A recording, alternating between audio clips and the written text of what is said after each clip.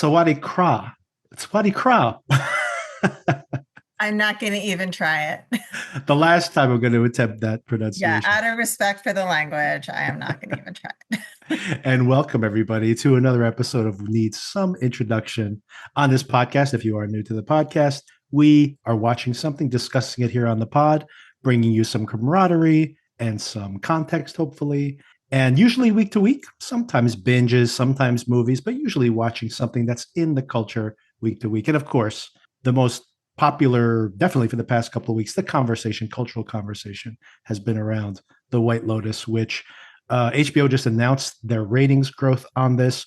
I think they are averaging 18 million views per episode.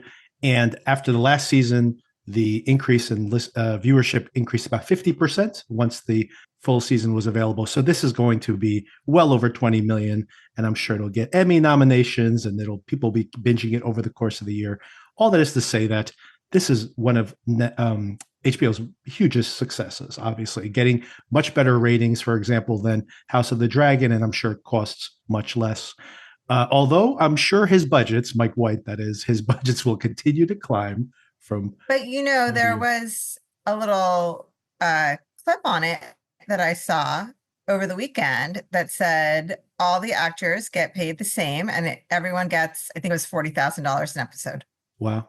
Well, so that's kind of surprising. I guess it's great for your career, considering that I think in the last season, season 2, the entire, and maybe this happened with season 1 as well, the vast majority of the cast was nominated. I think the entirety of the best supporting actress or actor, one of those categories, the entirety of the category was the cast of the show. So some of these people are very popular and probably can get paid a lot more than that. Like Carrie Coon, for example. A lot of these people work with HBO, by the way. Carrie Coon is on The Golden Age, and which is coming back in just a couple of months, by the way. And then we have, who was I thinking of? Well, anyway, but in other seasons, we obviously saw like cast members from The Sopranos. And so they recycle their casts, but they obviously have a good relationship with HBO. They want to continue to work with HBO. And of course, you want to be on the show that everybody's talking about. Yeah, if I remember correctly, it's $40,000 per episode. They said absolutely no negotiation of salary. Everybody gets the exact same. And I think, I'm less certain of this number, they said that the entire season cost $4 million. No, that's not possible. I think that's what they said. Wow. I have to double check that just for the fact that these TV shows have gotten so insanely expensive. But yeah, we actually, my husband and I were remarking on how little it was. So I bet I could have it wrong. I mean, they are shooting in Thailand too, but if that number is even close to correct, this is a cash cow for HBO to have a show that is basically as popular as House of the Dragon, let's say, and who costs nowhere, not even like the special effects budget, less than the special effects budget on maybe one episode of House of the Dragon. So that is an astonishing statistic. I'll definitely have to check that out. But it definitely does not cost anywhere near what some of these other shows cost. And yeah, so basically it's just an incredible success here for HBO. How successful the season has been and the episode will be. I Googled. Sure. Real-time fact-checking. I think it must have been real-time fact-checking. I think maybe it was $4 million total in salary. The budget was 48 million to 56 million, according to AI. So take it with a grain of salt. But each episode was made on a budget between 6 and 7 million. Okay, yeah, that was about to say when you started reading it, I actually thought you were going to say that the 4 million was per episode. But regardless, it would be, even that is a bargain considering how hugely successful this is. I mean, there are shows out there that cost more than $4 million per episode, or in this case, even 6 million. But some even $3 or $4 million per episode for newer shows that basically never get a second season and hardly anybody ever watches them. Some of these streamers spend an incredible amount of money, and of course, we just saw the Succession, of course, Severance. We just wrapped up there, and the reports that was $20 million per episode, which is an astonishing amount of money, especially for that show. Honestly, I mean, I don't know where they spent that money, but that's a whole separate conversation. Yeah, also a whole separate conversation, but I saw a lot of posts about it. on social media, not from people I know. Did you see there was a big Severance event over the weekend at Yeah. Bell Labs? Yeah. Yeah. I missed it though. I mean, I went to Bell Labs just a few weeks ago. I wish I'd known about it. I would have definitely attended. I also saw that they had a big, I think it was the week of the finale. They had a big event at in London, right? So the whole cast was there for a similar Grand Central Station type event.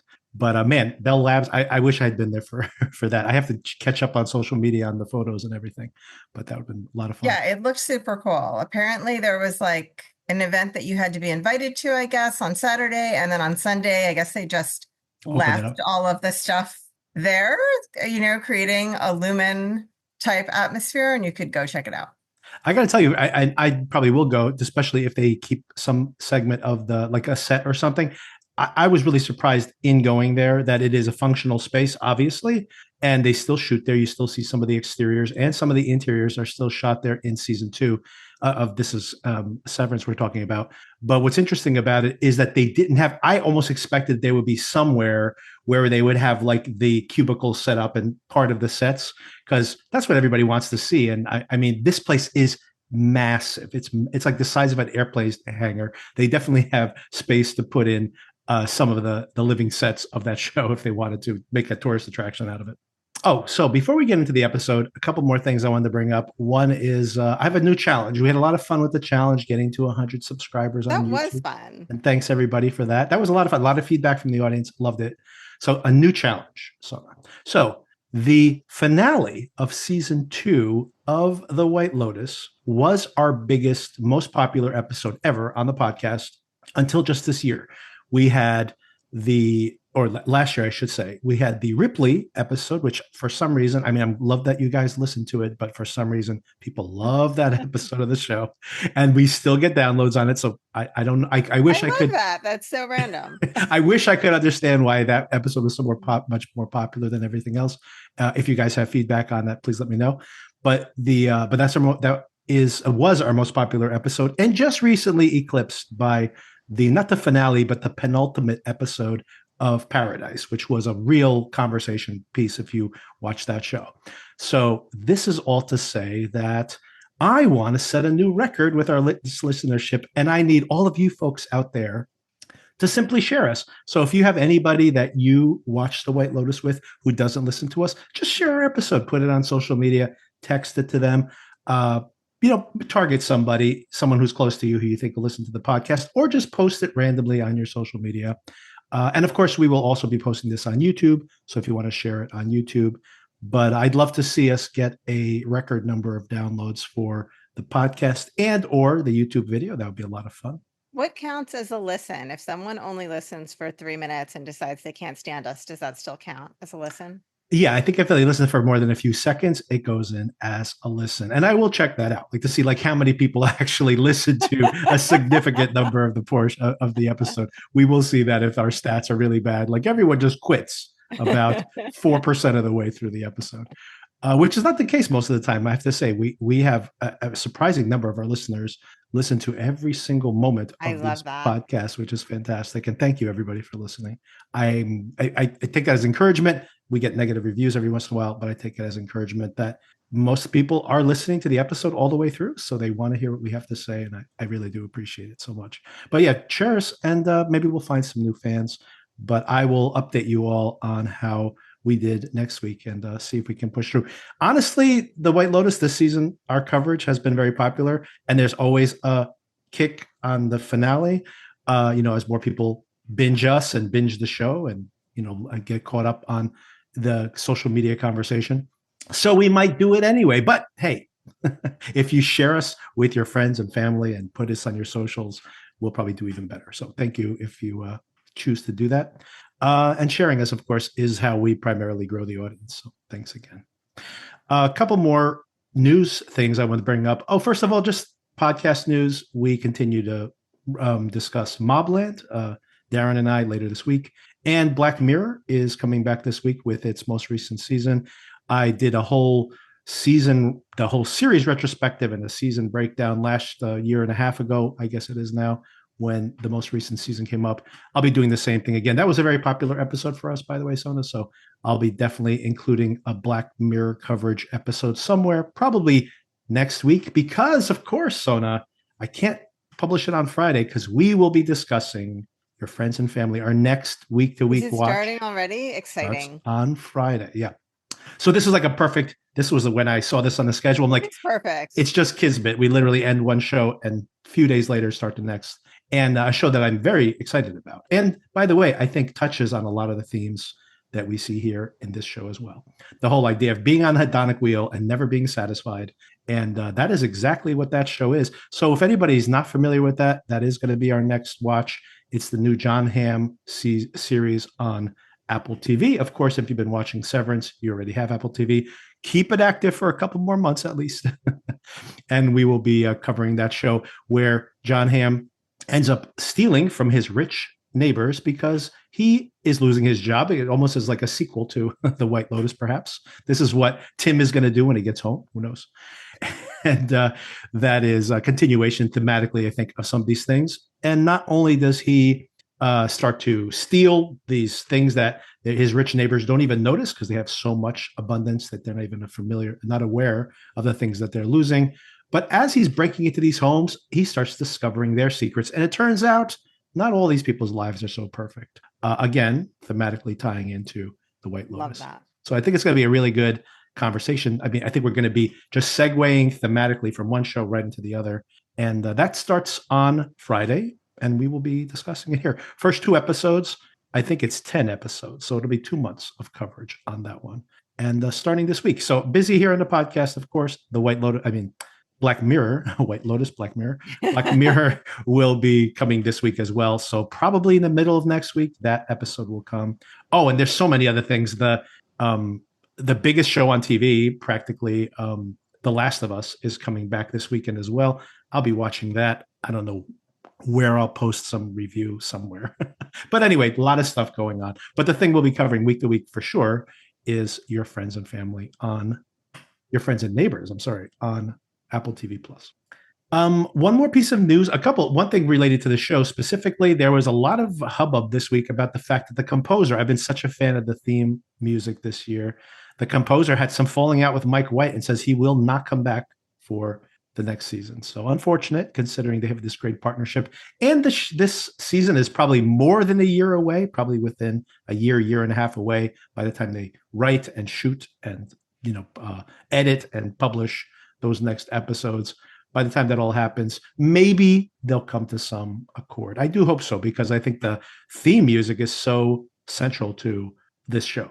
I love the theme. I assume that the show has some sort of rights to this particular piece and variations of it or something, but who knows? I don't know how that works. But one thing I noticed that's kind of funny is I saw a commercial a few days ago for Amazon Pharmacy that had a very similar background music to the White Lotus. And we were watching a Yankee game and they were using the Severance music in a Yankee game.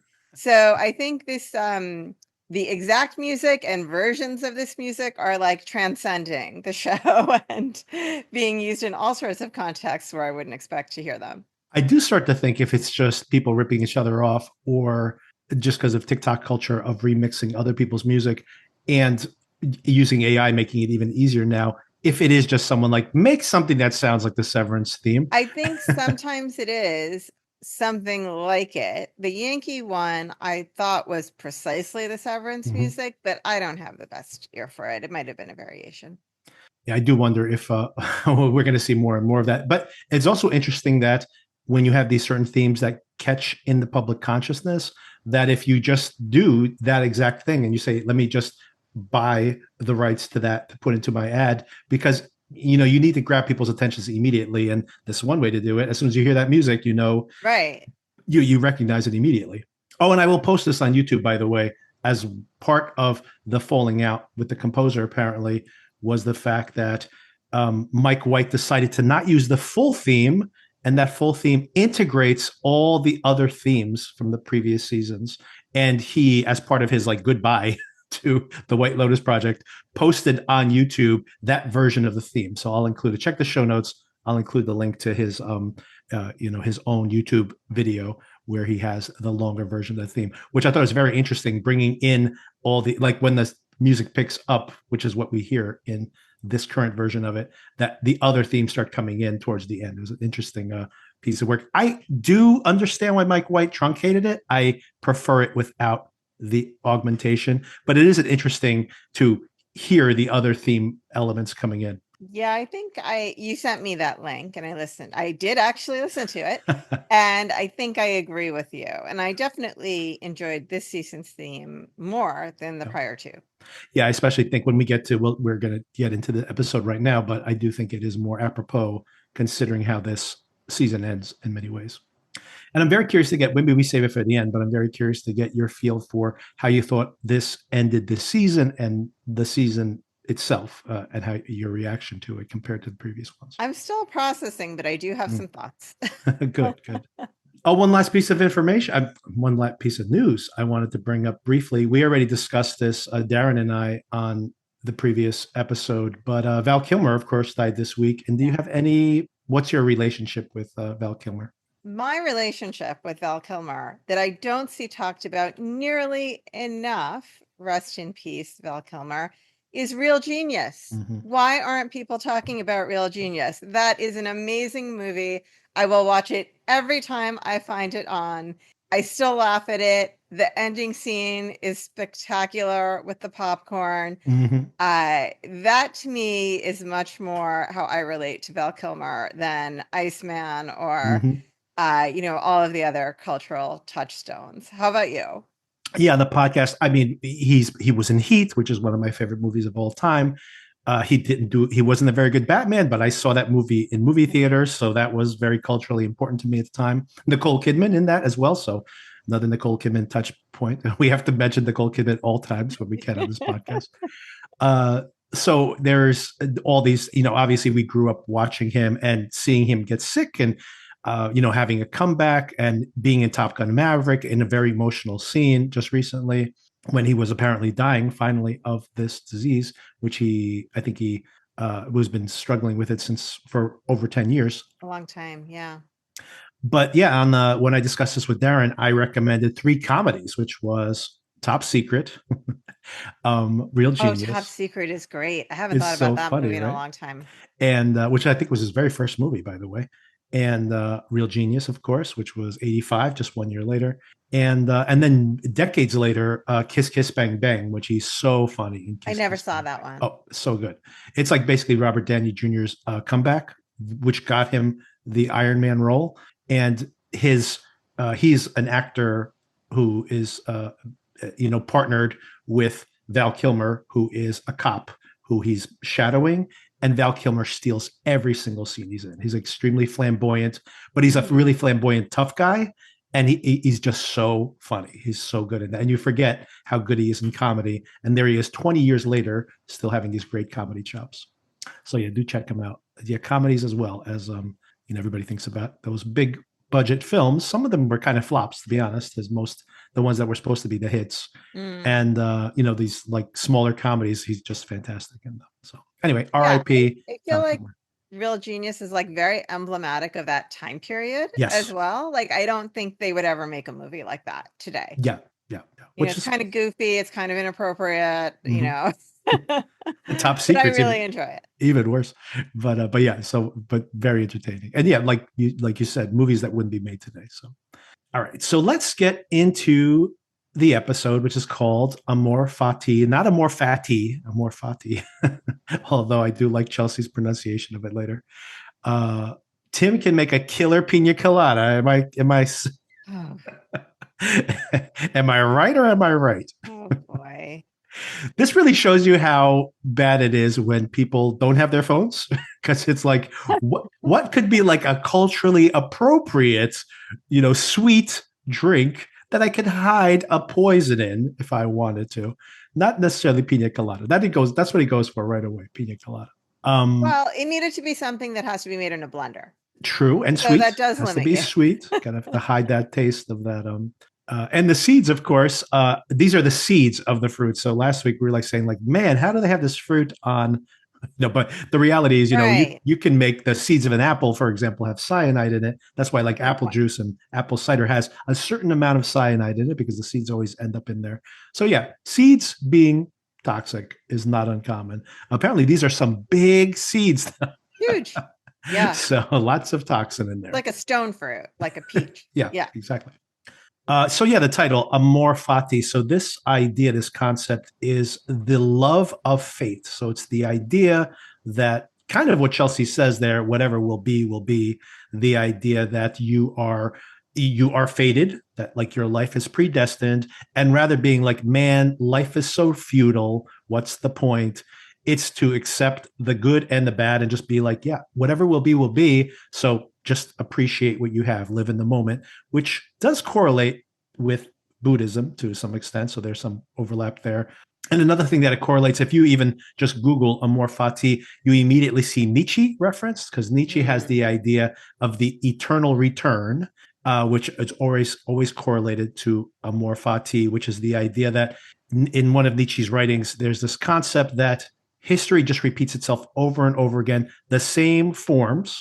So we have that title earlier, that the what was it, same something, different forms, but the idea that you travel through time over and over again, fated to do the exact same things over and over again, and instead of considering that a torment of some kind, to think about it as a gift in a way, to learn to appreciate all the good and the bad of life together. So I bring this all up Nietzsche because is known for being kind of a nihilistic, no?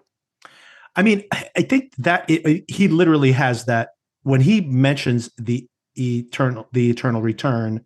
It's a demon, he says, that comes. Imagine that a demon comes and tells you that this is what you're fated to do. And then at the end of it, and that's why he may be considered nihilistic, but at the end of it, he goes, would you perceive him as a demon or would you perceive him as an angel, basically? So the idea being that it's all about your perspective. If you do believe that life is fated and that there's going to be bad and good with everything that you experience, do you see that as a torment or do you appreciate that? I did want to put that all out there as context, because I do think that Amor Fati, and even more so maybe Nietzsche's thoughts around it, are very much caught up, I should say, investigated here in the characters, specifically with the three blondes, which I think we'll talk about in just a bit. Well, everything you're saying also dovetails with that intro voiceover about Yes. Buddhism and seeking a resolution, and how that causes more suffering than if you just kind of lived in the moment and let things play out their way they're going to play out, which, not that you asked me, but it's something that I've always struggled with, that idea. Yeah. I love the idea of living in the moment, living the question, not focusing on a resolution, but then also, right, at least it's a Western way of thinking, that you are the decision maker in your own life, Right. and you drive certain outcomes. And why would you just sit back and let things happen to you? Because then if you are unhappy in your life, don't you have a responsibility to make decisions to steer yourself towards a happier outcome? Right. Yeah. I mean, it's very liberating to think that your actions are fated in a way, right? People are terrified Whatever by that. will be, will be. Right.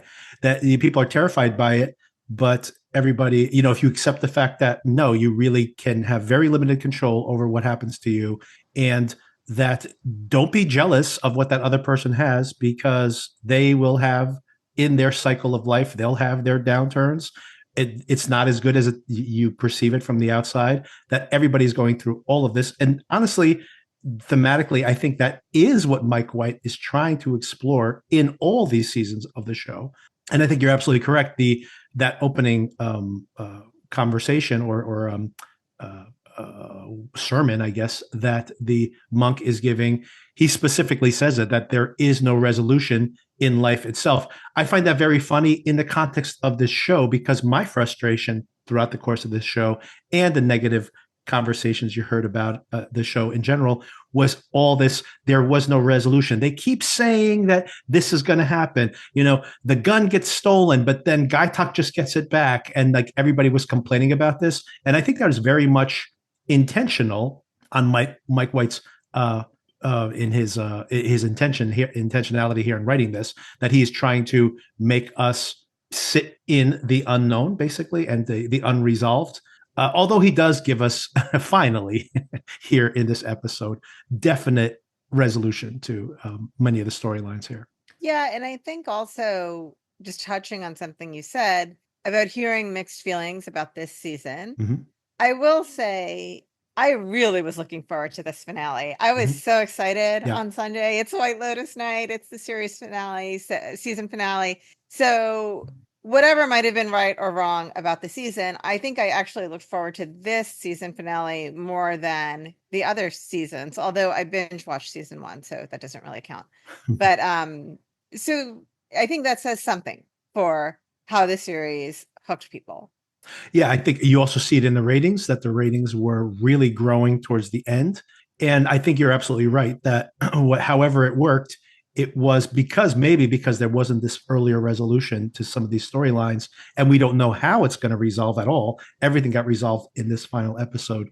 That, of course, everybody was waiting with bated breath for it to end. I also want to mention the fact that this was a 1.5 hour episode and did not feel long at all. Like I was totally locked in the entire time. Yeah. So agree. I wasn't sitting there going like, okay, I just want to know who died. Can we fast forward through the scene? I was just like totally locked in because we're getting so much, to your point earlier of your anticipation.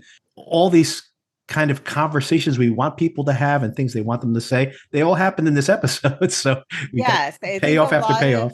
A lot of the ambiguities that I was complaining about earlier, a couple of episodes ago, feel to me like they were resolved in a satisfactory way. Yeah, I agree. So let's start off with the Ratliffs here. Piper. I'm very curious to know what you think as far as your issues with her being underwritten and not having any interiority. I can read this a couple of different ways, so I'm curious to see what you think. That Lachlan's like, I'm going to do it. I'm going to stay here for a year. We saw Lachlan have an even more negative reaction to eating the food, for example, something she complains about later.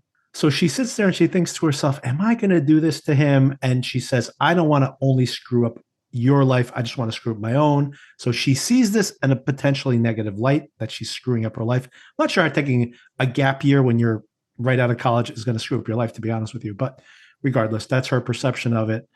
So is she telling Victoria exactly what she wants to hear because she honestly is like, I can't do this, it's too awful? Or is she saving Lachlan, or is she uncomfortable with doing this with Lachlan there? What's your read on everything that happens here? I agree with you. It's open to interpretation. In my mind, she is a dilettante. She loved the idea of this. And I think so many of us go through this phase in college. I'm not trying to come down hard on her for it. I think we all have these romantic ideas of philosophy and what it means to exist, and you know, the type of person we aspire to be with all of these deeply held thoughts and beliefs and philosophies. And all of it sounds amazing when it is theoretical. But then when you put it into practice, it's something else. And so I think she had romanticized this idea, you know, to the point, as I've said many times, you don't have to do a year. You could just start with a week or two. Sure. Exactly. Nobody's forcing you. I mean, maybe this particular program forces you to commit for a year, but I'm sure she could find someplace else where she could just go for a week or two. Right. I think when push came to shove, I think she was being honest in her conversation with Victoria. I think she was scared and embarrassed and ashamed to voice those things.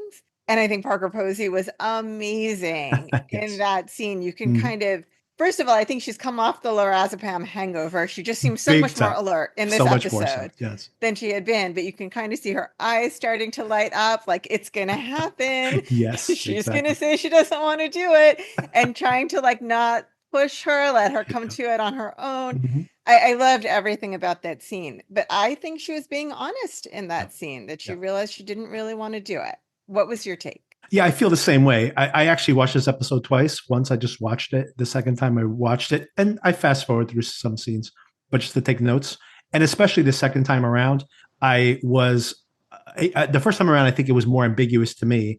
I felt like she might be doing a performance because of Lachlan's involvement in the whole thing. But I think that when she starts actually, when the floodgates open, she's being very honest about it. So I think that maybe if Lachlan hadn't gone, she might have committed more strongly to it just to see it through. But then she allowed herself to be like, well, let me, try to get Lachlan off my tail. And as soon as she allowed that thought in, the whole thing, like you said, the whole thing just fell apart. And by the way, I don't criticize her for that either, because I think that happens to a lot of people. When you're like dedicated to being a lawyer, well, you are a lawyer, but like, some people like go to college with these grand ambitions.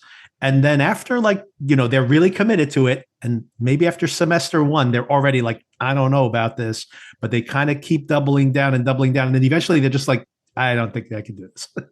I always had so much respect for the people that only finished one semester of law school, because I felt like, you realized pretty soon in that this was not for you, and it was better to get out early. I think that was the right decision if it's not for you. And I think also Piper is in a place of privilege where she can entertain the idea of doing this, right? Many of us, when we graduate from school, need to go out into the real world and start making money to pay bills. So we don't have that option, regardless of our philosophical aspirations of the type of person we want to be. We need to pay our bills. She has that option of possibly indulging that side of her. So I don't blame her for looking into it. Right. And I give her credit for realizing it wasn't for her. And similarly, you can look at it from the outside and be like, wow, how privileged that she could just change her mind after spending all this money. But that's what everybody does, right? Like you have different levels of privilege, but many of us can quit after one semester of school, and some people don't have that as an option, right? So yeah, I found it all very believable. I want to touch on a few things you brought up. I thought, first of all, maybe they've styled her this way, or maybe it's just me paying attention more.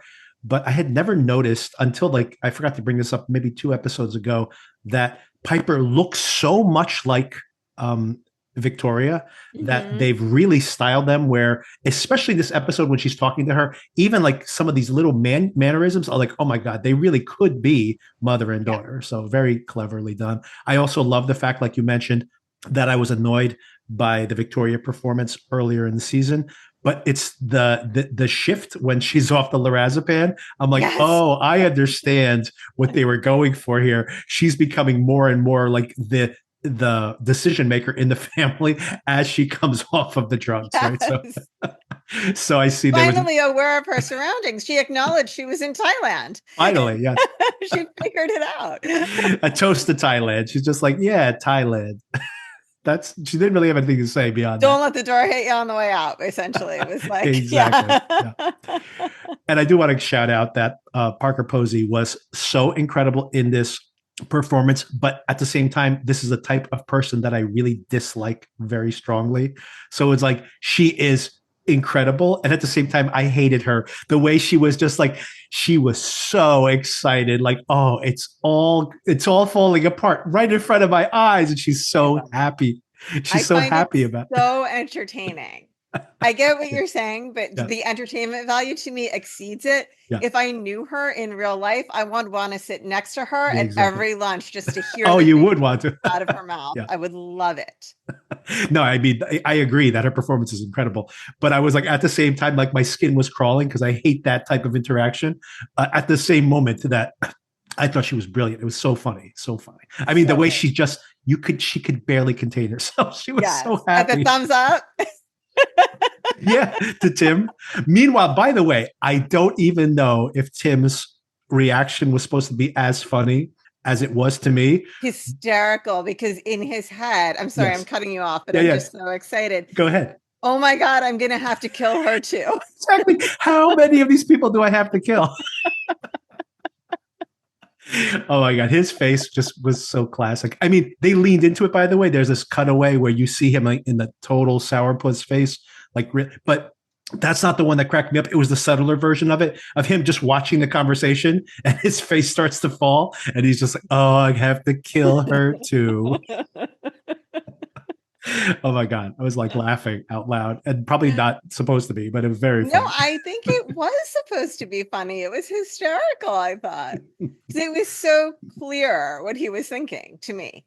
One more thing I want to bring up before we move on to the next set of characters is Victoria's conversation point, which I thought is intriguing. This philosophy, of course, all of this, by the way, there are all these philosophies we see in this episode of the show and maybe this season across the board, but specifically in this episode, which culminates so many things, but these different philosophies and her philosophy, It's a doozy. which is a doozy, right? But it's like, it is something that I think people do believe. And I've heard similar things from people. This idea that rather than, Amor Fati, right? Rather than this is my fate, is that we're going to be incredibly rich and successful. And rather than feeling guilty about it, we should indulge it to the fullest. We owe it. We owe it to those less fortunate. And I do think there is a real cultural belief in this. I think about how we are addicted to looking at celebrities online, and they are basically living these hedonistic lives, and maybe not even living that way. They're just presenting it, and we just sit back and watch it as spectators. And maybe she's closer to the truth, I should say, than not. I mean, at the time she was saying that, I thought actually the natural end of the sentence is you owe it to give back to society when you are so privileged. But I mean, I guess I can follow the reasoning. I think when you are so wealthy, although she's not at that moment in time, but she doesn't know that yet, you can really, there's room for both. Why not both? Right. Exactly. Yeah, I do agree that having this, I don't agree with her perspective. I just do think that is probably a legitimate perspective, that people are like, well, this is what I have and I'm going to enjoy it. Period. And to be fair, it was never directly addressed. For all we know, they have got a wing at the hospital named after them. We don't know. Right. It was never addressed one way. But it never feels like it feels like that's something that she would have brought up to Piper, for example, and being like, well, make a lot of money. And then, by the way, this is exactly what we hear in season 1 of The White Lotus, right? Where you have the new wife is dealing with the fact that she is surrendering her principles for this luxury. And then the mother-in-law shows up and is just saying like run a charity or something, don't throw this away because you feel guilty about it. So, I mean, there is a lot of paralleling here between seasons, I think, and that's one of them right there. All right. Still speaking of the Ratcliffes, let's talk about Lachlan and Saxon. This is very funny, their interactions. This is literally word for word the things we said in our analysis, that he's a people pleaser. He is trying to give his brother what he thinks he wants. He's always trying to read the room and just do what he's expected to do. And he literally just says all those words. It was hilarious. I'm like, well, that's like psychology 101 or something that he's just spewing out there, which could just be a convenient excuse that he's coming up with. But I do think that he's being honest there, because we did have this kind of question as to like, what is Lachlan's deal? And maybe he is just, I'm just here to, accommodate everybody else. Yeah, I think whether it's objectively true or not, I think that is what he believes. And I think we have seen that in that we've seen him try and ingratiate himself with Saxon to an extreme level. Right. We've seen him try and ingratiate himself with Piper as well. And he kind of would just like flip back and forth between them. Yeah. And clearly just so badly wants to be accepted and loved and do right by them. That sounds like a sick thing to say in the context that we're saying it in. And I loved Saxon's response of, I know you worship me, but don't worship me. I thought was very funny. So, this is one of the characters that I had quibbles about the ambiguity, and I felt like it was driven home in a satisfactory way. Yeah, I think they explain him better, and maybe he finally, I was trying to find some depth in him, and maybe he's a young person also, so maybe you're just not that deep at that age anyway, although he does see God in a really beautiful near-death sequence here, that the way it's visualized. So maybe this is maybe he has a transformative do you want to experience. Talk about that last sequence, or do you want to wait? Let's wait until we get because I have comments. Yes, I have the Yeah, we'll basically the way I broke down the conversation is we have this introduction to each character. Then I have the next morning because a lot of stuff happens the next Okay. morning, and then I have the very end, that montage at the end, like where everybody's life is now. So yeah, so we can save that for the next morning because a lot of stuff happens. A lot. The Yeah, I agree with everything you say. That there's not a lot of depth to his character, but maybe that is intentional. Kind of explaining him and not as satisfied as I am with the Piper character, although I do like the way they ended up using her and how this kind of revealed aspects of herself, of the family, of privilege, of Victoria. But I still feel like she was a device. And there's another character we're going to talk about in a moment that I also think is just basically a device in the show. And unfortunately, I think Piper fell into that. I did find Lachlan interesting in the fact that I was trying to get a read on him, and then maybe there really is no read on him, but that is part of his character to some extent. He is a little lost. Yeah. Yeah. Exactly. I think that is part of the point for him. Right. Then, of course, we have the sequence Tim and before we get to that, the suicide tree situation and Tim finding asking about it and telegraphing what his intentions there. But I guess, you're not expecting someone at this luxury resort is actually planning suicide. A mass suicide, murder suicide. Exactly. I forget what they call it, the family, when you kill your whole family. I forget there's a terminology for that. But I do like the fact that Tim is so desperate. This is another thing that made me laugh. So desperate for finding anybody. He doesn't even have a heart to heart with Lachlan. He's just like, Lachlan, you'll be okay if you had nothing, right? And he's like, yeah, I'd be okay. He's like, good. That's the extent of the conversation. Maybe he was just kind of like, someone's got to carry on the bloodline. So he's like, it's going to be you. One person will survive. That's good enough. Yeah. You haven't affirmatively told me that you can't survive unless you're ridiculously wealthy. So it's going to be you. But I mean, this kid would be in therapy for the rest of his life if he was there with his Coke and everybody else drank a poison milkshake and dropped dead around him. Could you imagine? That's how crazy that would be. He'd also would be there, so he could maybe call for help. So anyway, I don't think. Yeah, I mean, I think Tim didn't really understand the amount of poison necessary. I have questions about whether this could have been successfully completed in any case. But I did love when Tim snaps at Lachlan, not you, you're not 21. Yes. I mean, really, I was kind of surprised that Lachlan wasn't like, but you could make me a virgin one. Like, there are other solutions that, would have worked to Lachlan's mind, I think, but he just accepted, like, I'll have a Coke. There's a couple of very funny line readings by this actor, by the way. One of them was when he says, you're not 21, so you can't have one. And he just goes, sucks. But he has like a few little asides that way. And I was just like, what a hilarious line reading. He just like accepts everything. He's just like, sucks. He has another one the next morning. I forget what he says, but it's the same type of thing. And this is the one thing that I did bump. Maybe the only thing I bumped up against in this episode was that Tim then slaps the drinks out of their hands. I'm like, how many times are they going to have this fake out with the killing of the family? I was like, this is one too. For me, this was one too many. To do it again, exactly. Either kill them or drop this plot line. I'm like, I'm done with it. But it was like, yeah, it was just like one too many. I mean, I'm not saying that they should have definitely killed the family off. I'm just saying that they could have like just not had this, like literally making the shake. It was like one more rug pull. And I'm like, we're in the finale. Like, do we need another rug pull? Like it was a little too much. And then of course that it comes back yet again when Lachlan eventually drinks the shake. I'm like, okay, I got it. Enough. Right. Okay, let's talk about Rick and Chelsea. I got to tell you, there was a couple of times in this episode that I choked up. This isn't the one, but or maybe there was actually even here. But the Rick and Chelsea story, it hit me pretty hard. So Rick wakes up. He has been partying with Frank in Bangkok. He did not partake of the goods. Frank has been up in like the exact same position we left him, I think. Exactly, yeah. He just fell asleep right in that chair. Yeah.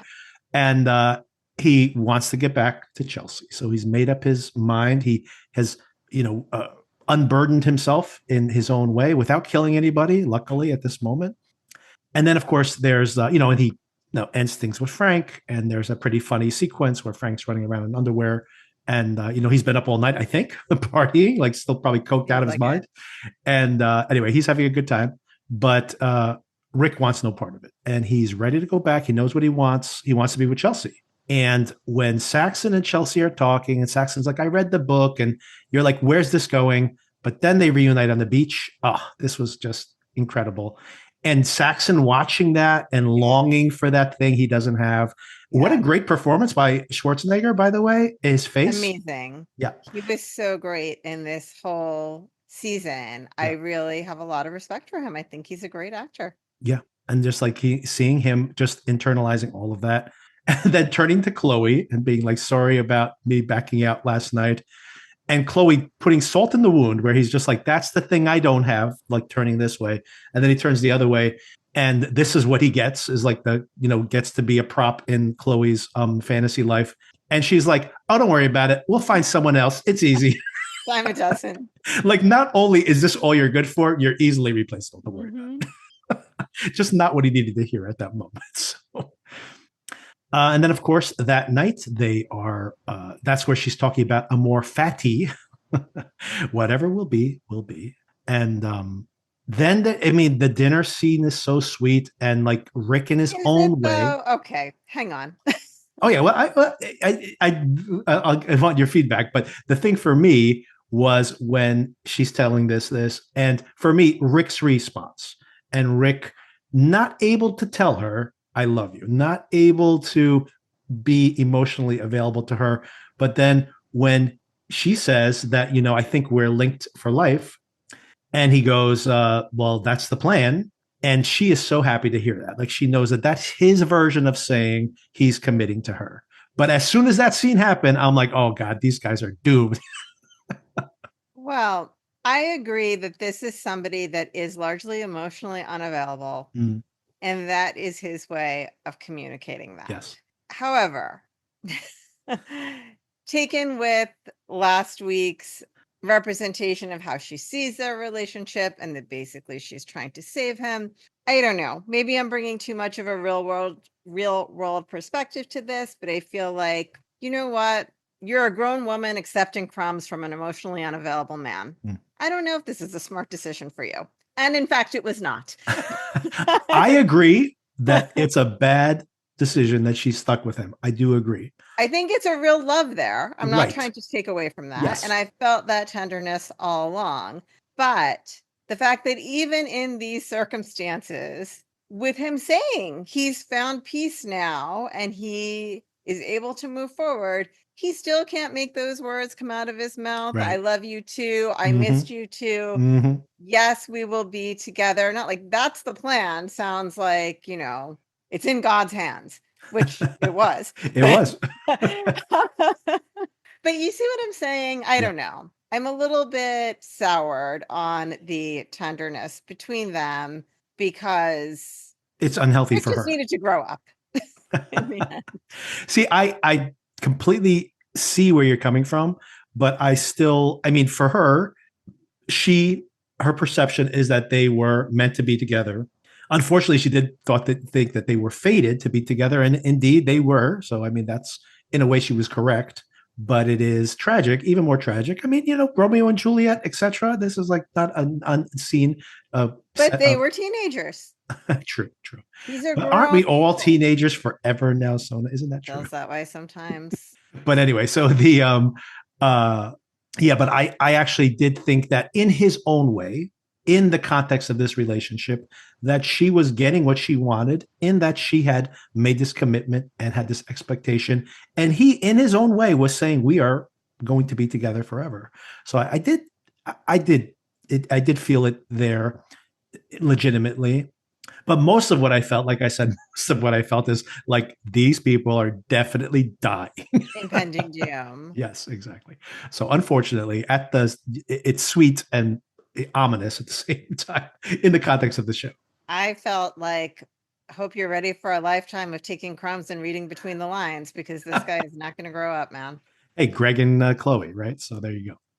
But these are adults; they can make their own choices. It's and maybe true. If she's always going to be attracted to this type of guy, this is a soulful dude. This is not a jerk, right? So although Yeah, he's got his issues. He's got issues, no doubt about she it. was pushing him to do so much work on himself, but Yeah. in the end, I think had she done more work on herself, she would have found a healthier relationship, and she'd probably still be alive today. And she'd be alive today, this very moment. The actress is alive, by the way. Just everybody, Yes, so you know. I She's did. okay. She's okay. I did read, speaking of their real world lives, that the actor who plays Rick, his wife had taken her own life Oh my God. years and years ago, I think. Yeah. But in processing the grief of that, he went to Thailand, Wow. and filming this season was very hard for him because it brought up so many memories of what he had gone through, grieving her, and a lot of the darkness in Rick is kind of real because he Yeah. was feeling a lot of that darkness himself. Well, I had no idea about that, but I mean, Walton Goggins is just terrific as an actor in general, but really great in this role, and that makes perfect sense. That like a Yeah. lot of that soulfulness that we see on the screen is probably him just channeling what happened, right? And pain. It's Yeah. incredibly. I mean, I think I forget who he replaced. There was another actor who was playing this role. Oh, really?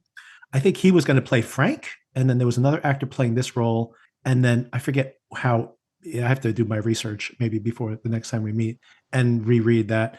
But it is interesting because this would be a really, I mean, maybe you want to process those emotions, so you put yourself in that circumstance.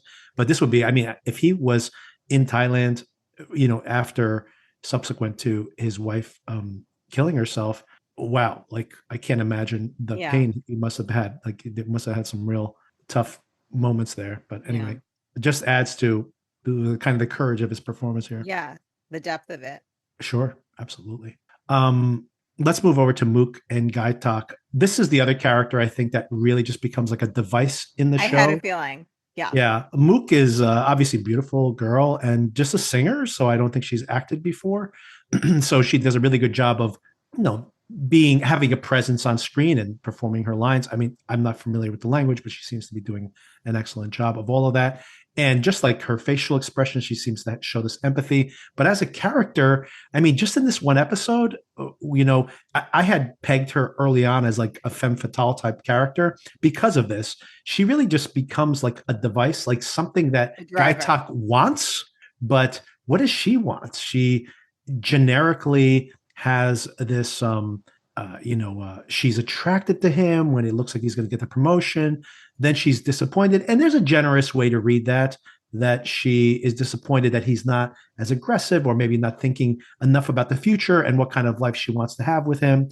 But then it's just like, oh, he kills somebody, he gets the promotion, great, I'm in love with him, so it's just like this was just too wishy-washy and like not well defined at all, in my opinion. Yeah, I didn't love it. I did think for me it was less ambiguous than it had been in the past, that she is willing to be with him as long as he is willing to be ambitious by her definition. Right. So I appreciated the clarity of that, which, we could have guessed at before, but it wasn't 100% clear. But it did seem that her character just existed as a driver for Guy Talk's plot. Right. It's just like the thing he wants to get. And then the way that really, when you think about the end, is that him defining himself over and over again as a Buddhist, and that how he has to violate that by the end of the episode, and how he's rewarded by it. So like the world rewards you for breaking that potentially. And we'll talk about where the show ends for each one of these characters. But then where is she in this? She's just there giving him a hug. It really becomes this very waving bye. Yeah, exactly. It's just very much like a just a device to a large extent. On the other hand, another scene here that choked me up in the episode, surprisingly, and I think really pays off so well, was the three blondes who I've had issues with earlier on, and then like they kind of came into their own and became more interesting characters as time progressed, especially towards the end of the season. But this conversation between the three of them. Well, let's actually start where the I've episode. loved them from the start. I know you've been a fan the time. I needed more. Yeah, and I wonder how much of that is a gender thing that I right. could relate to it immediately, Right. whereas you maybe needed some more fleshing out of it. Right. I agree. I think that this is a dynamic that women are more familiar with. I mean, guys are familiar with having these kind of guy friend relationships too, but the dynamic is so different with guy friends that maybe, like you said, this is something that you immediately connected with. And I needed to have a little more explanation to who these people were and what they wanted, etc. So, but I thought this just terrific in this episode. All the performers just do such a great job. But we see Jackie starts off the day. She wants to make amends with Lori. Lori's sleeping in. Of course, she had her adventure the night before that we saw last week. And she doesn't show up for breakfast. But there is this incredible moment before the dinner where Lori is just watching them in the pool. And I was just don't get there yet, though. Yeah, go ahead. Because I loved the conversation that Jacqueline finally has taken a step back. Yeah. And is not as self-centered and realizes like, hey, what did happen to Lori? Is she okay? Has anyone heard from her? And wants to reach out to her. Yeah. And says to, I'm blanking out, Kate? Kate. Says to Kate, no, I'll go invite her to breakfast. Right. And gives her just a straight apology, saying, I want to be your friend. Yes. And really apologizes about the Valentine's situation too, going like, yeah, you're right. I did push you into it. And then and not like not in a passive aggressive way, just affirmatively says what she wants to say that conveys she cares about Lori. Her friendship means something to her. Yeah. And I really appreciated that from Jacqueline's character. I thought that was really nice. And I love the pool scene that you were about.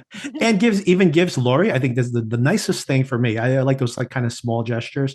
The nicest thing for me was when she just says to Lori, I want to be your friend. Yeah. At the end of that. And then she doesn't even like wait for a response. She goes, I know you're just waking up. Like, let's talk about this later. Like she's not there to get the apology or whatever. Right. Or to hear something. She's there to just be like, I have this to say. Yeah. And this is it. We don't even have to bring it up again. They even say later when she shows up at dinner, like, oh, I didn't think you were going to come to dinner. So it's like she just said it to say it, to just put it out there. And I thought it was like a really generous. And I mentioned that there was this idea that the cycle, the yin and yang, and that how these women are on this cycle always, right? It's like the cycle of like the darkness and then the light. And then it's not that one ends and the other one begins, or it's all darkness or all light. It's like, no, this is a continuum. And these women have been in this pattern. So this has probably happened before. There's been apologies. But if you have to think like, oh, it's just this endless cycle and it's an empty cycle, it pays off incredibly in the dinner scene when Lori shows up and Jacqueline says some really nice things about her friendship with her friends. And then Kate as well says some really generous things. And then Lori for a moment goes, I've been sad all week. And I'm like, oh no, is she going to take this into a dark way? But that's not what she says. She goes, I don't have a belief system, or rather she has had belief systems. A mother will make me happy, right? She was criticized for this, that she's never satisfied. And maybe she internalized that and says, you're right. I dedicated myself to my career. I dedicated myself to my relationship. I dedicated myself to being a mother. And none of those things ever fulfilled me. And then she goes, I don't need to have a belief system to tell me that my life is valuable. That time itself, that just the weight of time, just the experience has made it valuable.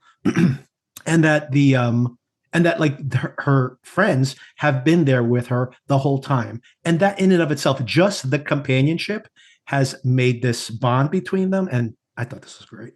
I loved it. I thought it was just really beautifully done. I thought it was funny how she started. Was it the start or the end? I'm happy you have a beautiful face and you have a beautiful life was kind of funny. Yes. But that was the end. Yeah. I'm happy you have a beautiful face. Was really moving and speaks to the fact that I think they probably see themselves more as sisters who, you're committed to each other for life, whatever ups and downs that brings, whatever talking behind the back and sniping that happens, you still in the end are sisters. Yeah.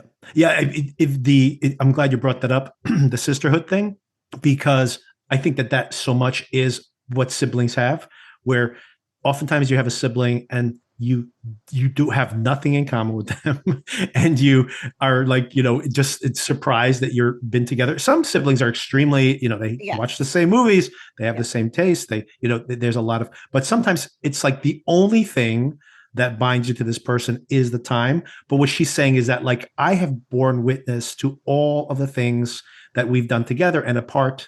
And that in and of itself is the bond. And I thought that was just like, yeah, that's what we all do for each other in the end, right? It was like really a beautiful moment and like great way to see your life. Yeah, I thought it was really an incredible scene here. And yeah, I got a little choked up. Got a little choked up. I didn't think these girls were going to get to me, but they got to me. And I also love that, like you said, I like towards the end where she says, I love that you have a beautiful face. Yeah. I love that you have a beautiful life. But yeah, it was yeah, really great work. And like to come Laurie at this point, it really felt really touching. Oh, And I one thing I didn't forgot to want bring. to. Go ahead. Sorry, go ahead.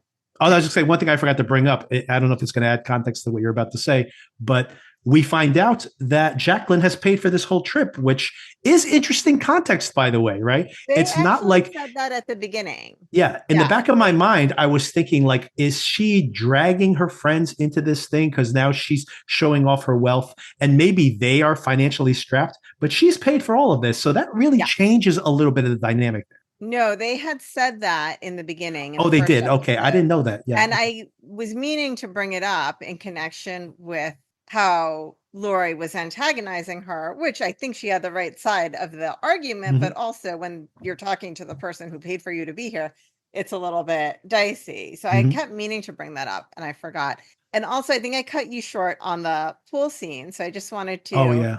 revisit that. Like it was very sweet, I think, from two perspectives that, you're watching her watch her friends and realizing her bond with them and that she misses them, Yes.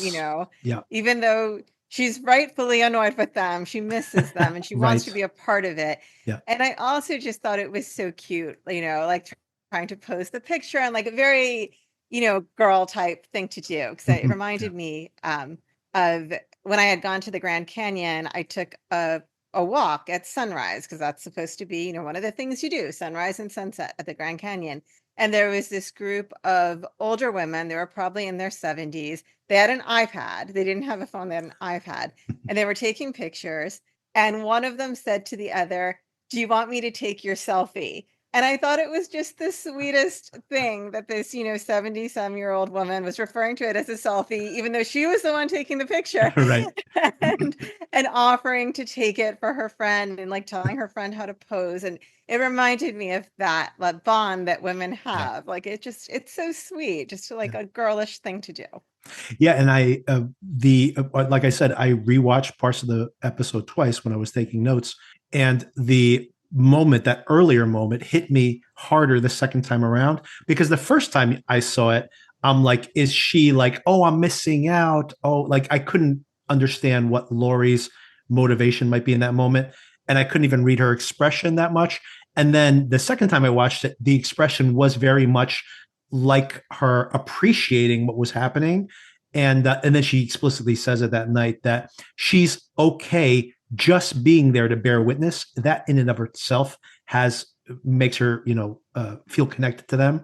And I'm like, oh, that's such a great scene, and like beautiful writing. In writing's not just dialogue, but beautiful writing for him to include that earlier scene and then bookend it with that conversation at dinner. So Mike White, I got to tell you, he's one of the great writers, I think, of the way he writes these scenes and the way he thinks about bookending these moments in an episode or even in a season, I think is really impressive, what he's doing here. There's a lot of nuance and capitalizing on those little moments in life that we don't necessarily recognize as they're happening. Yeah, absolutely. And something that I think is interesting here, maybe we can mention it again later, or we can touch on it again, although we might be moving past the women here, but I just want to introduce it, that I think it's interesting, the idea, once again, thematically, of these different types of relationships and just the cycles of life we see here, that the three women represent, I think you think about Mike White in the featurette afterwards was talking about how he thinks Thailand is such an interesting place to explore these themes because Thailand has this reputation of being like, that's where criminals go to hide out. And, you know, you can have anything you want in Thailand. And meanwhile, it's also like the center of Buddhism and this, like a lot of these Western, these Far East beliefs, I should say.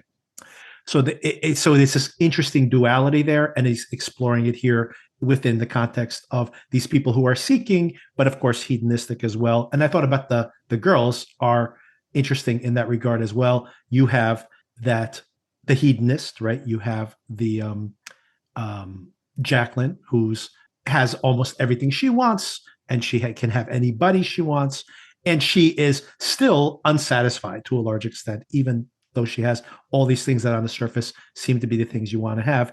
Then you have like the Buddha in a large extent. I think about Kate watching them and even like sitting cross-legged when everybody's naked in the pool, and we see that many times, by the way, that image of someone above the crowd of hedonists watching. And we see that happen multiple times throughout the course of the season. And then of Laurie, of course, who is the seeker, right? She's saying, I've looked for different models for my life. She's like Frank to an extent. I've tried all these different ways of being and now coming to this, her own realization. But it's interesting that these characters who I didn't really pay that much attention to early on are almost like the full cycle of thematically of the show are all encapsulated in these three women, right? And the journeys they go on here in the show. Kate, of course, gets to be the one who's just like, I'm happy. You know, she's incredibly privileged, by the way, but she is satisfied what she has. She appreciates what she gets. She appreciates even the performative hedonism around her. She's just there to suck it all in and be appreciative of it. So in a lot of ways, she's one of the purest people on the show, even though maybe she's not aware of the amount of privilege she has, but she does appreciate what she has. So that's in and of itself is a positive. Someone who's not happy with what they have and wants more is Zion. So let's talk about Belinda and Zion real quick. I got to say, I really liked Zion's early interactions with his mom. He's got a lot of confidence. I really liked how confident he came in there. And he has $1 million smile, I have to say. Yes. This kid's smile lights up a room. And he tells his mom, you know, we got to try for this thing. $100,000 is not enough, but he's like, just let me do this. You know, I'm going from, he either has his MBA or is going for his MBA, forget off the top of my head. But he's like, I'm going to do this negotiation. So they go and they visit Greg in his palatial house. And this, first of all, I thought he did a really great job for this kid, like very poised. He did his research. We so often complain something could have been resolved with a simple Google. Just a Google search. He's done his Google search. Yeah. I did find the one time he's really got an incredible spiel going. He is doing a great job until he gets digressed on that, like what happens to a dream deferred? Does it triumph like a raisin in the sun? Yeah, it was about to turn into a political speech for a second. I don't know. Or does it explode? I'm like, well, where's it going? And I love her reaction. She's just like, where are we going here? He's like, well, let me get back on point. So, but I love this negotiation tactic. He goes to $5 million. She immediately starts to choke on her drink, but turns out she's savvier than we thought. All of that is a performance, and she's like, go back in there and close the deal.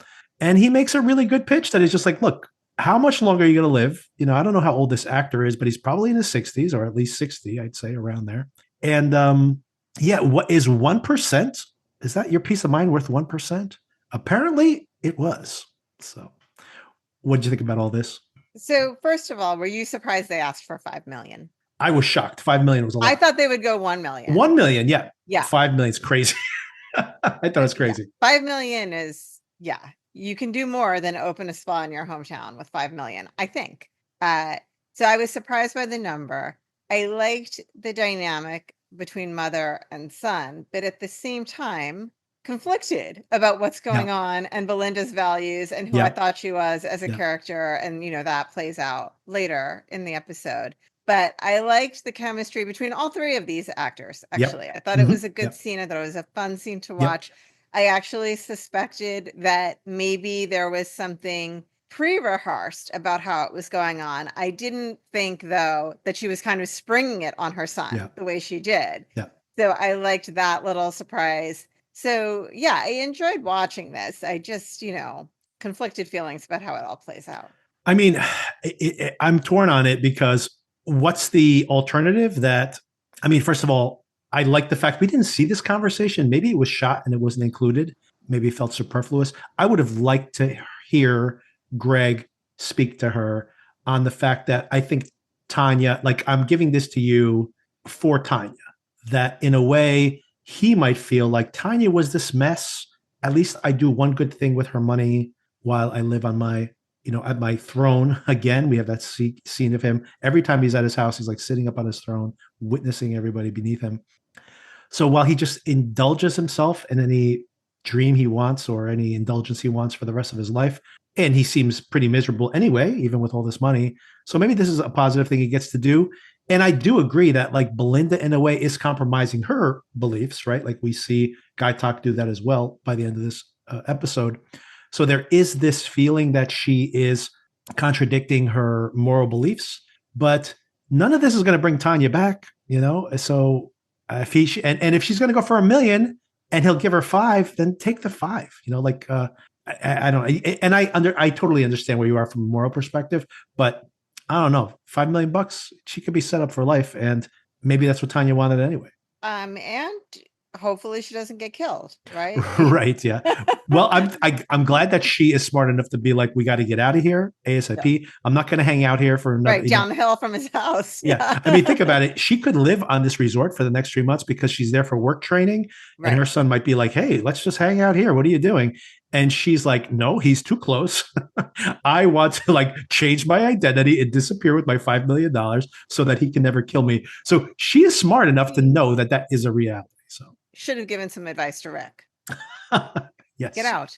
Yeah, exactly. Absolutely. I wish she had known Rick and given him that advice for sure. One more thing I was going to say about that was, oh man, I can't remember now. Can't remember. It'll come back. Oh, I know what I was going to say. And very interestingly here, before we get into the next morning and everything that happens there, one of the things that Belinda does to close her books or her chapter here in Thailand is she had really seriously been contemplating maybe starting a business with Porn Chai and maybe pursuing a relationship with him and all that comes with that, because those were the options she had available to her at that moment. And then all of a sudden, things have changed, and she goes and talks to Porn Chai about this. And I thought this was really interesting because it is mirroring what happened to Tanya when her circumstance changed in season 1. They were talking like Tanya's sitting down going like, let's make a business plan. And all of a sudden she's just like, well, things have changed. And it's interesting that might speak to your point that Belinda's making the wrong choice, that as soon as we correlate her to Tanya and what happened to her, that might be an indication that this wasn't the right choice for her. I agree with that. I also think that particular storyline felt very constructed to get to that payoff. Oh, absolutely. Yes. I don't think, as opposed to what happened with Tanya, where, yes, they've only known each other for a few days, but Belinda did have this fully formed thought of what she wanted to do. Right. I think she asked her son to help her put together a business plan. I think there was a business plan by the end of that first season, I think. It felt more natural and more organic. Here, we questioned at the time how you've known this guy for a few days, you slept with him, and now all of a sudden you're opening a business together. Like that does not feel organic. Right. So I feel like it was all just to get to that payoff of giving Porn Chai the same line that Tanya gave her. Yep.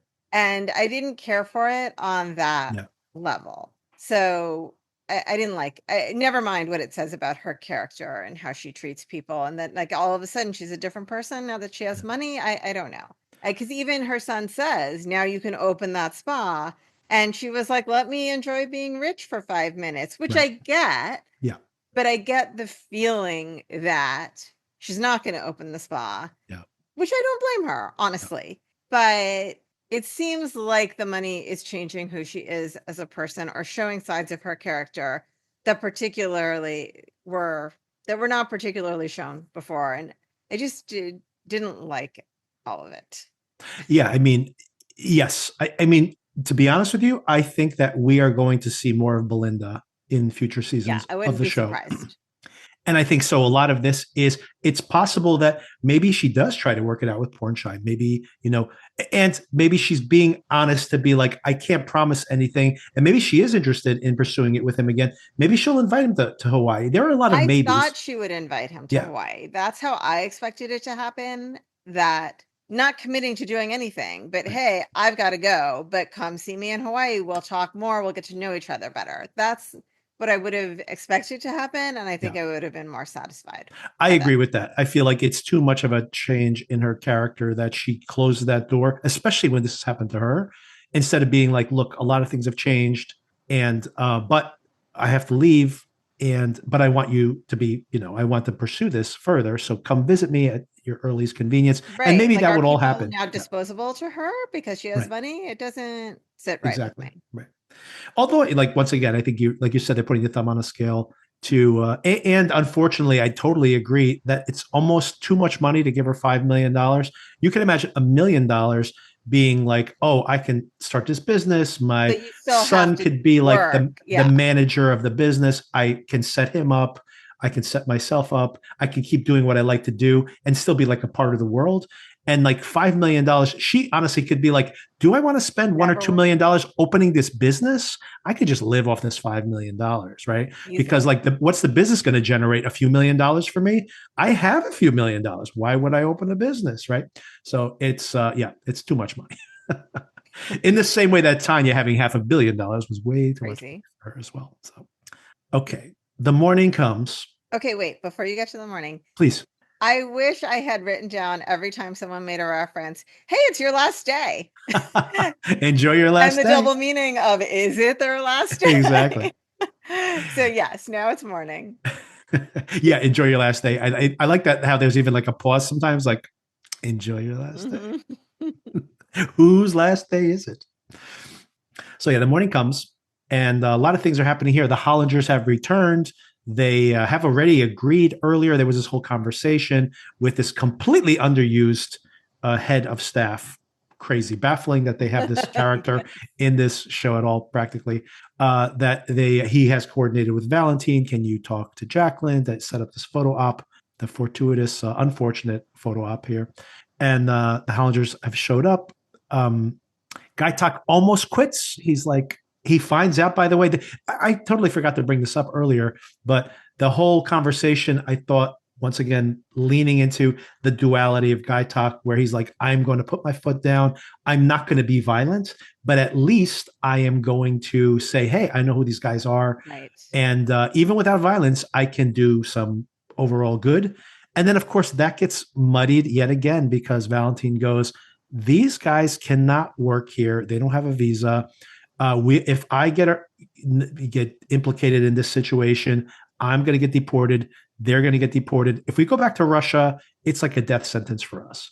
So now he's like, okay, I thought I was doing the nonviolent thing, but if it leads to violent action, then can I really do this? And he's so torn by this. He really decides to tell his boss is that he wants to quit. And the boss goes, look, I like you. Don't be overly rash. Think about it. Come back to me tomorrow if you still feel this way. And of course, everything changes by tomorrow. Lachlan decides to, when his brother tells him that, don't be a baby. If you want a protein shake, make it yourself. Lachlan decides to make a protein shake. And of course, those seeds are still sitting at the bottom of that blender. He doesn't even rinse it out, but go ahead. Just the practicality of that. Yeah. First of all, I know Tim has been high on lorazepam this entire time. I think he finally hit the bottom of the bottle right before they left. But if you are going to abort a plan to kill your family, you got to clean out the blender. You got to clean up after yourself. Yeah. And then Lachlan comes along. And I mean, listen, I'm pretty clueless in the kitchen myself. But if somebody made something with a dairy product in it and it has sat out overnight and supposedly that dairy product went bad, why would you not just a quick rinse? Just a quick rinse. You don't have to soap it up. Just wash it out with some water. I mean, they do in there. I agree with all of that, by the way. And it's part of the thing that I bump up against the whole construct of that to start with. But they do a really good job of making this guy seem completely incompetent at what he's doing, right? Like he's like putting the protein powder in. He just adds some water, like right from the sink. It's just like he's like never has. It's like as if he's never seen someone make a protein shake before. I guess because everybody commented on how weird the pina colada smelled. I can only imagine what it smells like now that the coconut milk has sat out overnight. I mean, to then affirmatively, without his brother around, he's not looking for his brother's approval at this particular moment of like, I'm going to make my own protein shake and drink it in front of you. I mean, he just does this of his own. I don't know, man. Yeah, this is all very contrived to say the least. Although it pays off some pretty well. It but does. the by the way, coconut milk is not dairy product. It's just comes from the coconut. They call it coconut milk, but it can. Good point. But it can, but I still think it would spoil overnight. Yes, I've had spoiled. I mean, I've opened yes. we tried to make pina coladas and we opened the coconut milk container and it was just like solidified in there. It had gone bad. Rancid, right? It can still get rancid. But yes, good point. I was equating milk with dairy. But for anyone who's ever milked a coconut before. Yes. Always brings me back to Meet the Parents, and you can milk anything that has nipples. Could you milk me?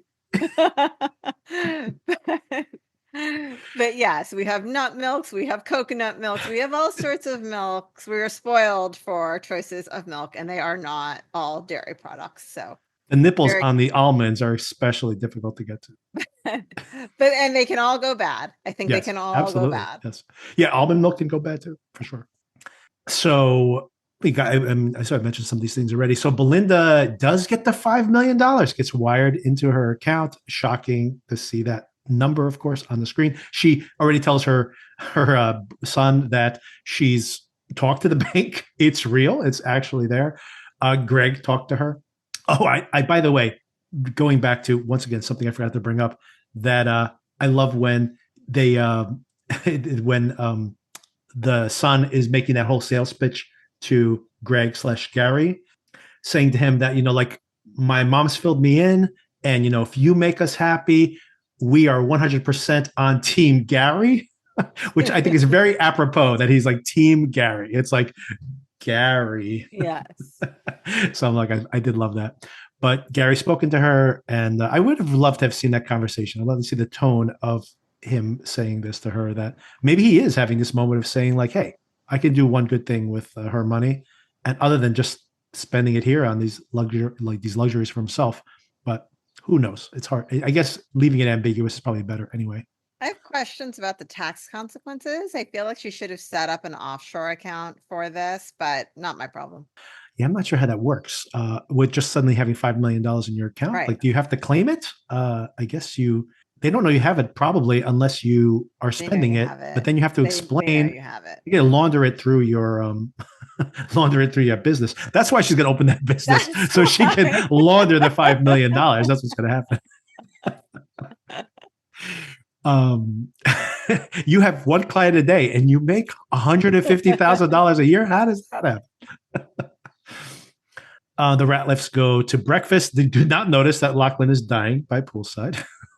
Yeah, she just calls out, meet us at breakfast. Okay, you okay? Like, but when he nearly dies, he does puke up most of so that's why he survives this. But there's a beautiful visualization. You said you wanted to touch on this, but what did you think about those moments where he's like looking at the sky and the palm tree, which of course is reflected again? We see multiple people die here. Yeah, staring up at the sky, right? This image we see multiple times. Maybe it's good the milk was rancid. Maybe that's really what made him puke rather than the poison, now that I think about it.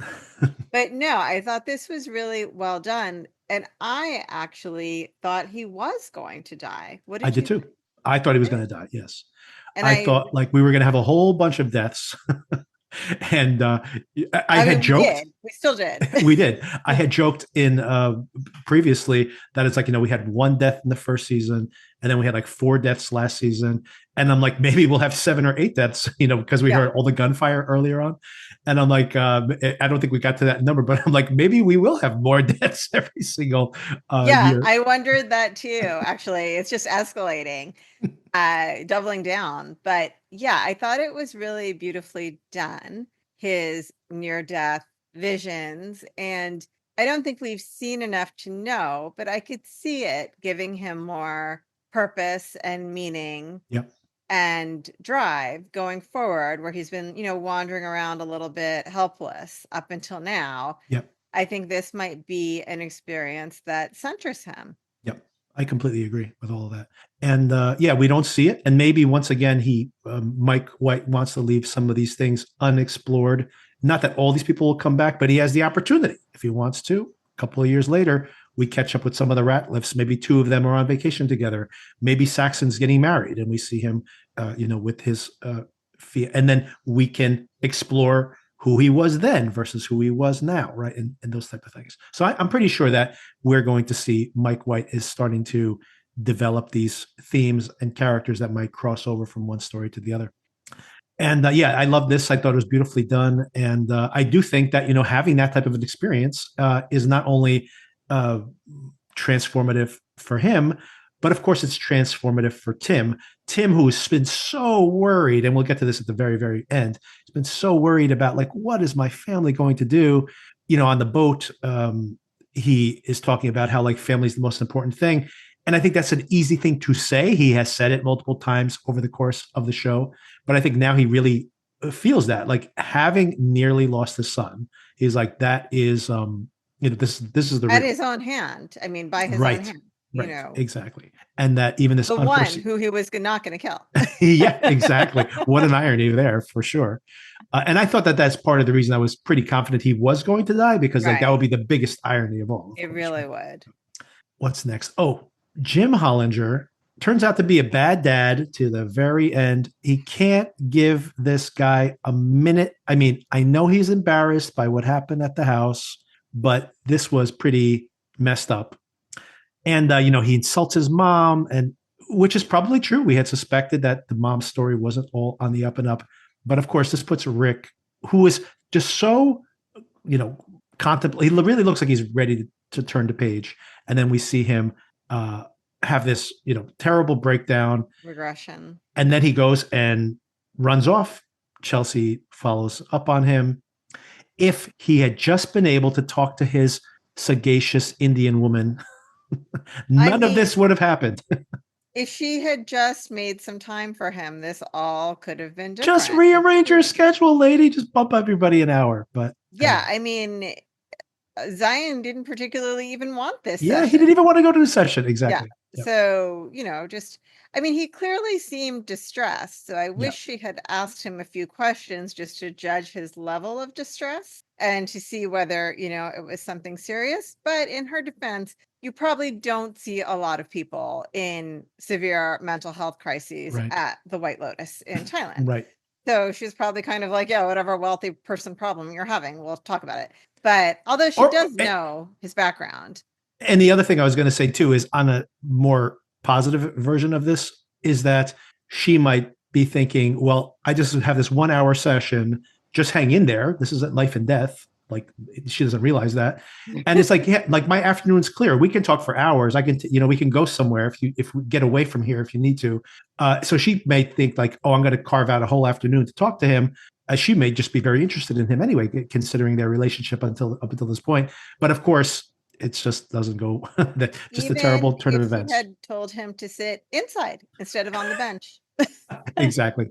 So many what ifs. I mean, you think about, like, just so many things just go a little bit differently. Yeah. Some sort of relaxation room in there where he could have a cup of green tea and, I mean, if they hadn't decided to take a picture right there, right? Like, they were like literally right in front of his face. Yeah. And of course, very importantly, I want to mention the fact that Jim Hollinger is strapped. He's brought a gun with him, which is another issue, right? He brings that gun to basically make sure he's protected in case Rick tries to make a move. And of course, that's being armed is exactly the thing that gets him killed. Before we get there, just a moment of acknowledgement for the donut tree at breakfast and Chelsea's commitment to the donuts.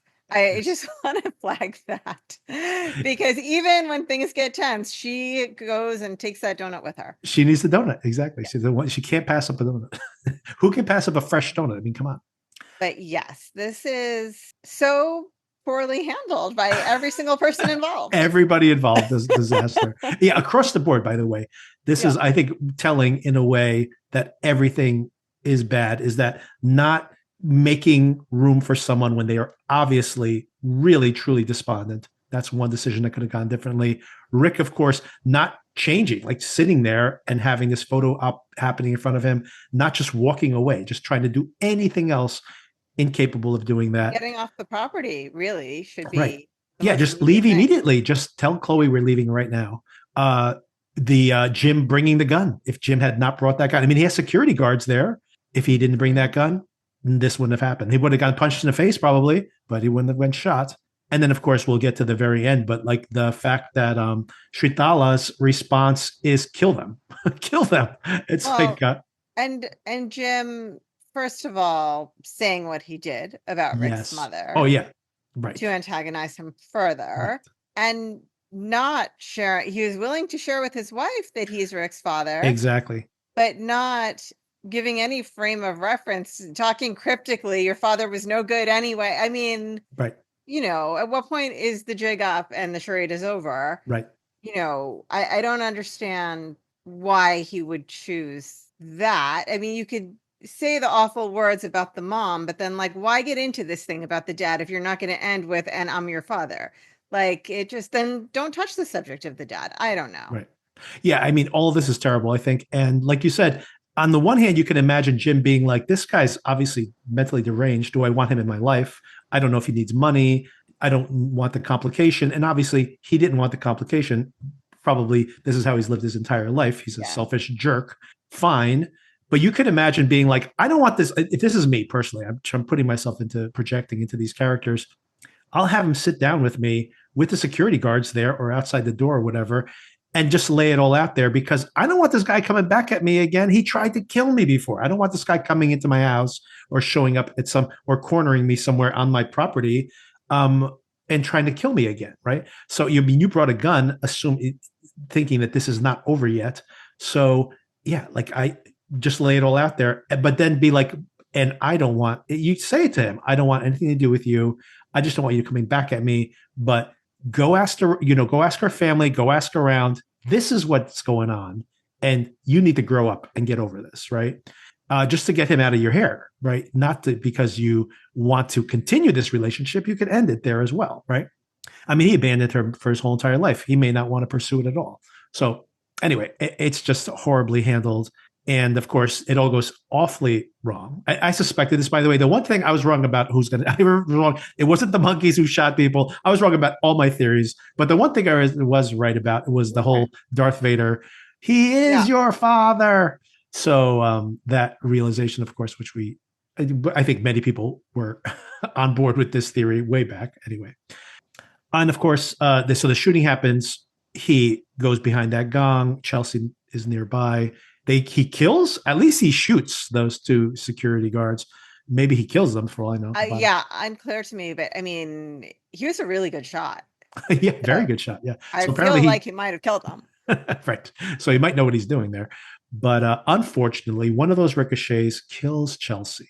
And this is the other time I choked up just. Oh, you did? I did. Just Walter Goggins, like just that no. And there's like, he can't say anything else. And it's just so futile. It was really heartbreaking. Yeah.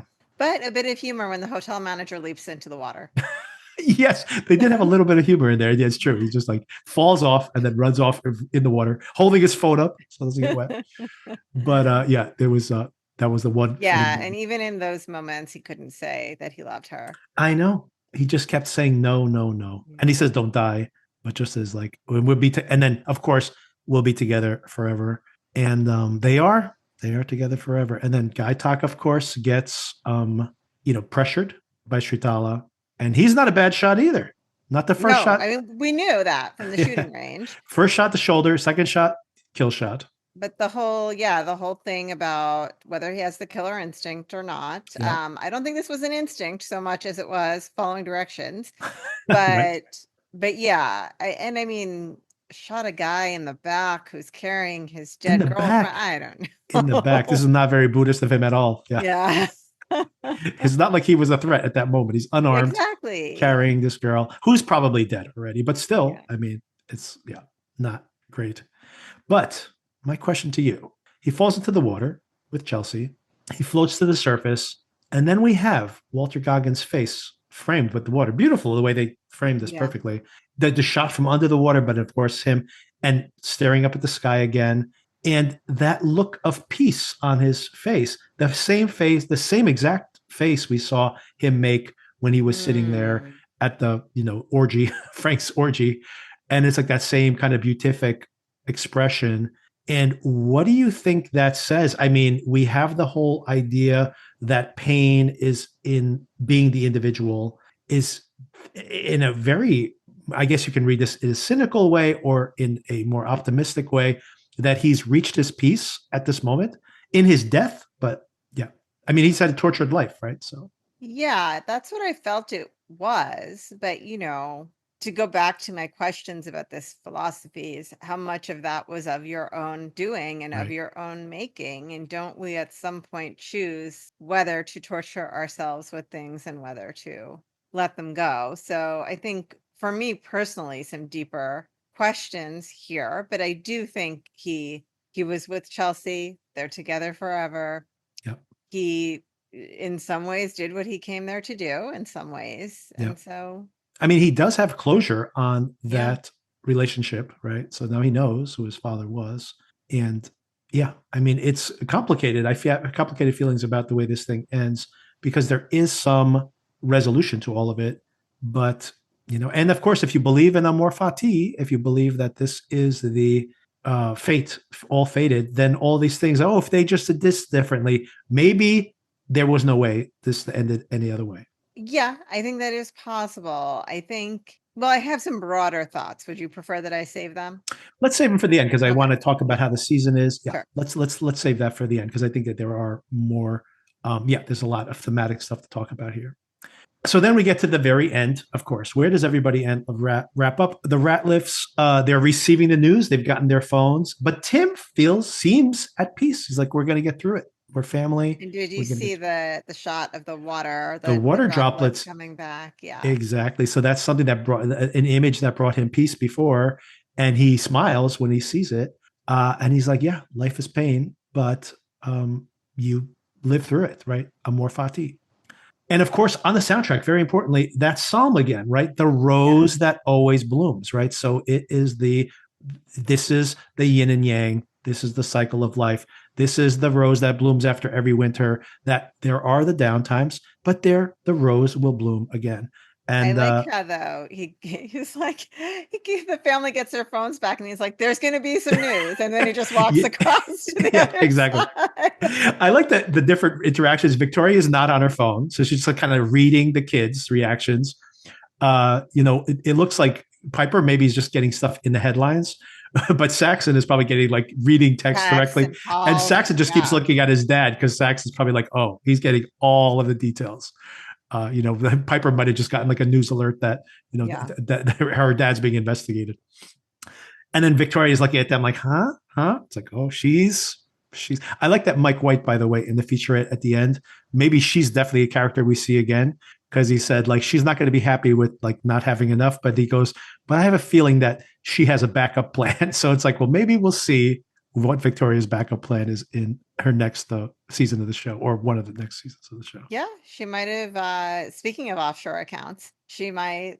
I'm sure her family before marriage has a great estate planner or whatever that they work with, and probably they might even have a prenup where she nailed down certain things. Who knows? But or she could remarry. Like there could be a lot of other. There are a lot of options. Yeah, but yeah, it'll be interesting to see. Yeah, and I have a feeling of all the characters here, if I had to bet, and maybe we'll save that for the end. Who do you think we'll see again in other seasons? but I'll put my thumb on the scale right now. I'm pretty sure we're going to see Victoria again. Well, I would love to see her again. I think she actually overtook Chelsea as my favorite by the end. Yeah, and we have the psalm playing, that Rose Ever Blooming. Oh, and it's playing under all of this, by the way. We see that Frank is back at the monastery, so he's off his bender and he's back to being Recommitting to sobriety. recommitting to sobriety, exactly. Guy Tuck gets the girl and the promotion. This is the most cynical aspect of the show. It's like all he had to do is like kill. By the way, conveniently, the security guards are dead, so they need a new security guard. Or, I mean, we don't know if they're dead. If they're not dead, then they're badly injured. Injured at least, yeah.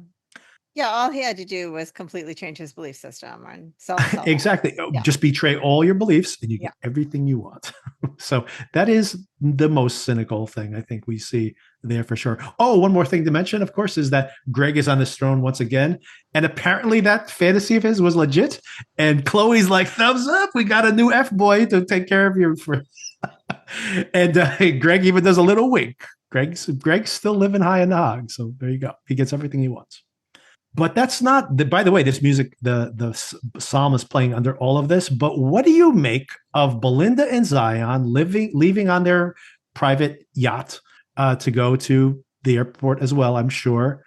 Porn Chai is very wistful on the beach, maybe hopeful. It doesn't seem too, I mean, how do you read his face? I agree. He didn't seem devastated. Yeah. I feel like he's like, well, it's only been a week. It's only been a week. Exactly. Like, it's easy come, easy go. And who knows, maybe they continue this in the future. I mean, if I'm her, you at least invite him to Hawaii and try it out, right? See if there's something there. I would think, but then again, she didn't mention it. Yeah. But also, there was just a mass shooting on this property. Why is nobody upset about Everyone's it? pretty chill, right? Even the ladies, by the way. Got to make her plane. Even the ladies don't say anything on the boat, but they're all kind of just like laughing and hugging and like, kind of all back. And they literally like were in the middle of the crossfire just moments before. It seemed a little serious when she was like looking at the island as they were pulling away. That's true. And I don't know, like maybe somehow the Ratliff family didn't hear about what happened somehow. I don't know. But it is possible they didn't hear about it. But I mean, how do you not hear about that? Yeah. I'm bringing my United States Western idea of what would happen, but you'd think they would like rope off the place and be like, okay, nobody's going anywhere. We have to investigate this. We need to investigate several dead bodies. I mean, right. Yeah. I mean, and some of these people have interacted, like, for example, Saxon interacted with Chelsea. So they might be like, we need to question you about. We're in the middle of the murder scene. I mean, that's very good point. They were literally moments. Yeah. So maybe they've been questioned. So maybe that's why. But by the way, maybe there's more people on this island than just these people. For all we know, these people were questioned and they are now departing here at the end. But that doesn't, I mean, not Belinda and Zion, of course, they're living but yeah, it is. Everyone's demeanor just seems like they are not very shaken up by this situation. That I feel like I would be shaken up for a while. You know what? Even to your point, not only the people who knew some of these people, even just tangentially interacted with them a little bit, would be more disturbed to find this out. It's just the fact that you think about how everybody, when Zion was trying to make his way to check on his mom, in the very first episode, people are like hiding behind, like people are, all these people were like, oh my God, I was on my last day at the resort and all this gunfire broke out. It'd be like, just that in and of itself would be traumatic, right? Much less if you knew the person who ended up dead, right? So that would be, that's pretty crazy. Like you'd think Saxon would be like, oh my God, I was talking to her a few hours ago. Yeah. Yeah. So this is a little bit more just to wrap things up nicely and not because it doesn't really make sense. I totally agree. One more thing is that when Belinda and Zion ride away, we don't hear the psalm on the soundtrack. We hear Billy Preston's "Nothing from Nothing Means Nothing." So I'm like, what does that mean? I mean, I guess it's better to have something than have nothing. maybe that's all we get to know about that. Yeah, and that's where we leave things. Choice. Just stylistically seems a very big counterpoint. What the season has been. Yeah, absolutely. So, and then Mike White in the just a couple of things he mentions. One was, or maybe the biggest one, is teasing what's going to happen next season. He says he wants to get away from crashing waves and seaside resorts.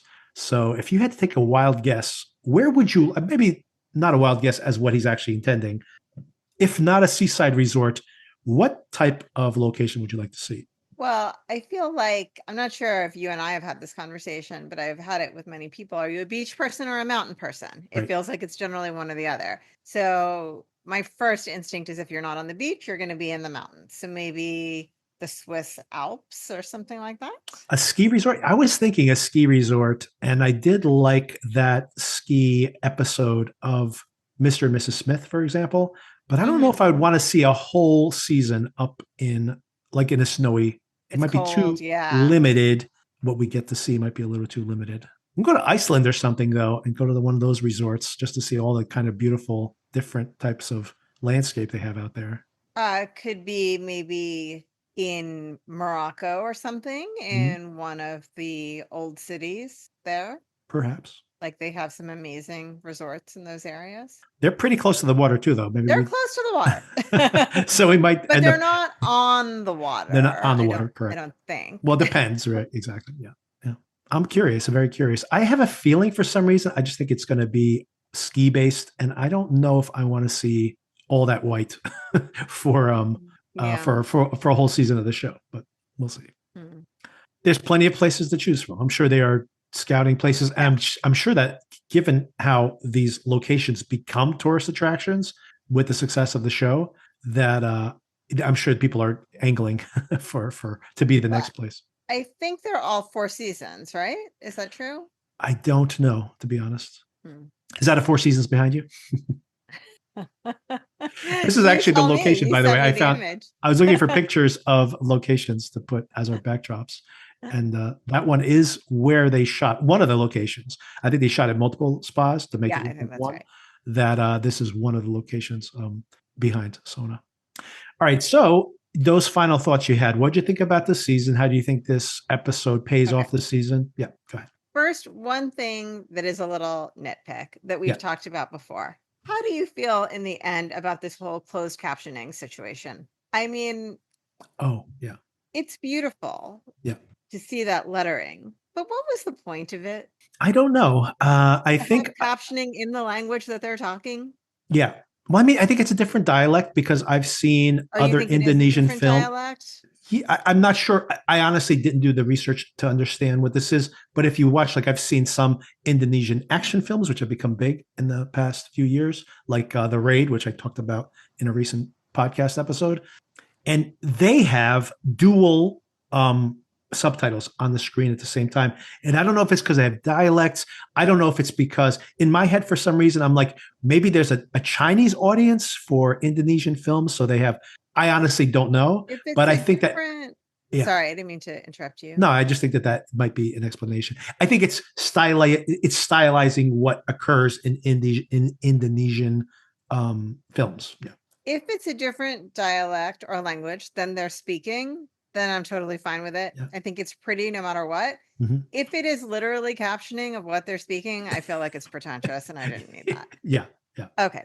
But anyway, deeper themes. I just felt like, speaking of, how things are escalating and doubling down, I kind of want to go back and revisit the previous seasons just because I feel like this was darker than the previous 2 seasons. Mhm. And that's when I said I'm still processing. I'm not sure how I feel about that because the tone of it felt very similar to me up until this last episode. Mhm. And then this last episode to me was so dark in the body count and in the way everything happened. I've mentioned several times in the previous seasons, the deaths. I don't want to use the word whimsical because we should never use the word whimsical when it comes to death. You're right. But, like the Tanya last season, her last thing was, "You've got this," and then whoosh, right into the water. Right? I mean, it's a little bit played Slapstick, at least. Yeah. Mhm. And so I had thought that was a precedent that had been set Yeah. for how these things happen. I do think the sequence of events was a misunderstanding. So Mhm. there is something that is like similar-ish, but it's such a dark misunderstanding. The consequences are so dark. It didn't have like the other seasons had a zany kind of Mhm. feel. Yeah. in the last episode, Yeah. leading up to the death, whereas here, just everything turned so dark, and I'm not sure how I feel about that. What are your thoughts? I liked it. I do agree. This is darker, and just the action, just like a shootout. You didn't expect to see a shootout in. I Yeah. mean, we have a shootout in the end of season In the 2, boat. but Yeah. it is slapstick, right? Totally Right. slapstick shootout. So it is a very different in tone, and maybe the show has become less of a comedy over time. In maybe this is all intentional in the fact that Mike White talked about how season 1 thematically his primary theme that he was thinking about when he wrote those scripts was privilege or power as well, just the power dynamics, even between the staff and these privileged people, even within the staff, like the way the head of staff is sexually harassing one of his workers who might be enjoying himself, but still there is a power dynamic that's playing out there. So that's a theme in the first season. With the second season, it was very much about the power dynamics of sex. So it's not about money. It's not about having control over somebody. It is about the sexual dynamics and how there's power plays within that as well. So that was his primary concern there, which once again opens itself up to like a sex farce, that type of theme. In this season, he was much more interested in these existential thoughts of like, how do you give meaning to your life and how do you cope with death? So I think the fact that the theme is about coping with death, inevitably it's going to be a darker theme. So to your point, I'm not sure. I didn't prefer this season to season 2, my general opinion of it. But I think maybe that darker tone, rather than being like, this is a shift in the show, maybe it's like, well, we're talking about death here. Maybe the next show will be zanier because the themes that'll be explored there will be more lighthearted, let's say, right? So I think it all depends on how that season goes. But of course, they all will have a murder. Now that's definitely going to be thematically what links these seasons together. No, I take your point, but I think for me also what I struggled with is that to me this episode felt so much darker than the other episodes of this very season, right? Of show, right? And so I wasn't prepared, and I think that's why I'm still processing it. Is I wasn't prepared for it. And so I haven't decided yet whether I liked it or not because I was taken off guard by it, and I'm just kind of like, "Oh, I didn't think it was going to be so grim." You know what? I would recommend you rewatch the show in the fact that, especially the first, just the 3 episodes or so, I don't feel that this was something that, I mean, there were moments, even in the last episode, where it feels like Alexei, I forget the Russian guy's name, the other Russian guy, Alexei, that things look like right before it gets slapstick again and the girlfriend shows up, it looks like things might potentially get threatening. Right. Yeah. So there's little moments of darkness. There were people who were speculating that Lori wasn't going to make it back to the hotel because she's out in the middle of the street trying to hail a cab. So there was some feelings, but so recently there's been a little bit of it, but not a lot of it. And the reason I mention that is go back and check out episodes 1 and 2. There are the nights in every night of the show.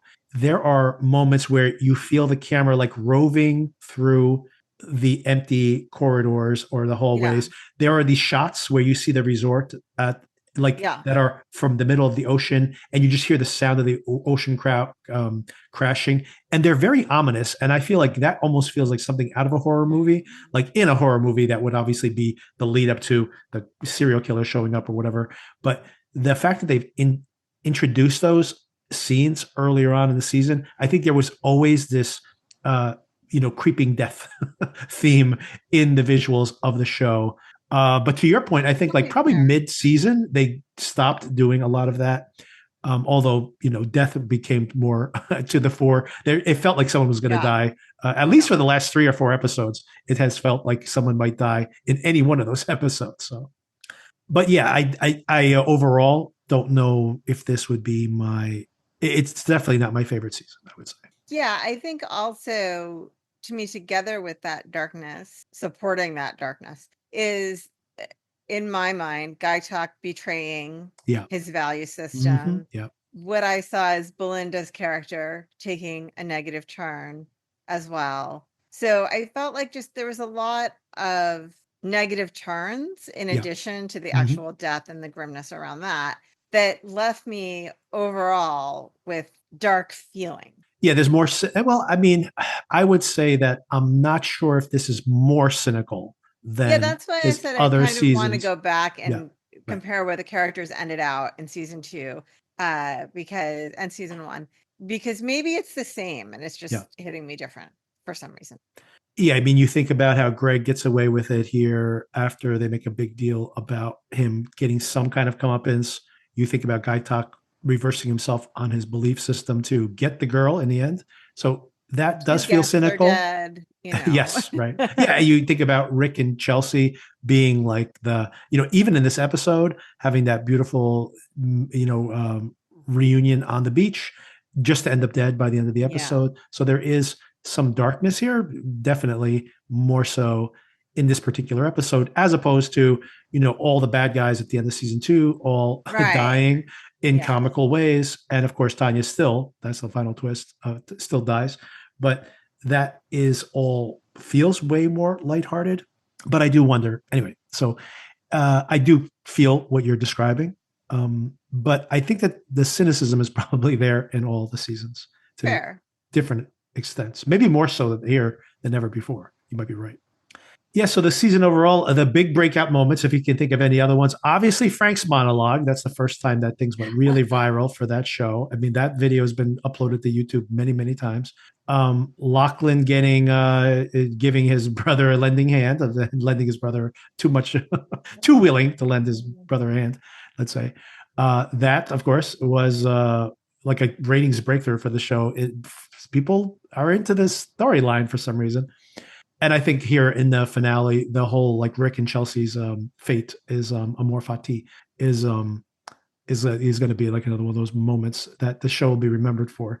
Anything else you think about? I guess the girls, that I think a highlight for me, the girls going clubbing that night was a lot of fun, just to see them cut loose and reconnect with those younger versions of themselves. And Anything else that stood the out? water gun fight too, I feel like Yes, will be a memory for them when they talk about the trip. And remember when we were in that crazy water gun fight and we had to hide in the the store and the kids all children attacked were us. outside. So yeah, I love that. And I love the bottomless lorazepam bottle. Yes.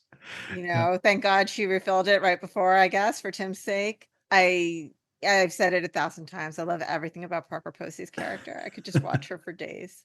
Yeah, I think that's another thing that is kind of viral here, especially I think as people catch up on the show over time and appreciate it more, is just in this particular episode, her like creeping enthusiasm that like kind of like she could barely contain herself. She's like wants to jump out of her seat when she's just like, "Ooh, let's go shopping!" She's so excited. She's just like, "Oh, I'm gonna take her. I'm gonna buy you anything you want." Because you have, you turned out to be exactly who I thought you were. Oh, thank God. Her plan worked perfectly. Perfectly. I know. Yeah, that gloating, which I say like such an ugly character trait, but so perfectly conveyed by her for sure. Last question I have for you, and maybe a big one. So, what is this all about? What was this show about? What was this season about? What is Mike White trying to say about the human condition across this whole entire project? I think he's trying to say a lot of stuff here.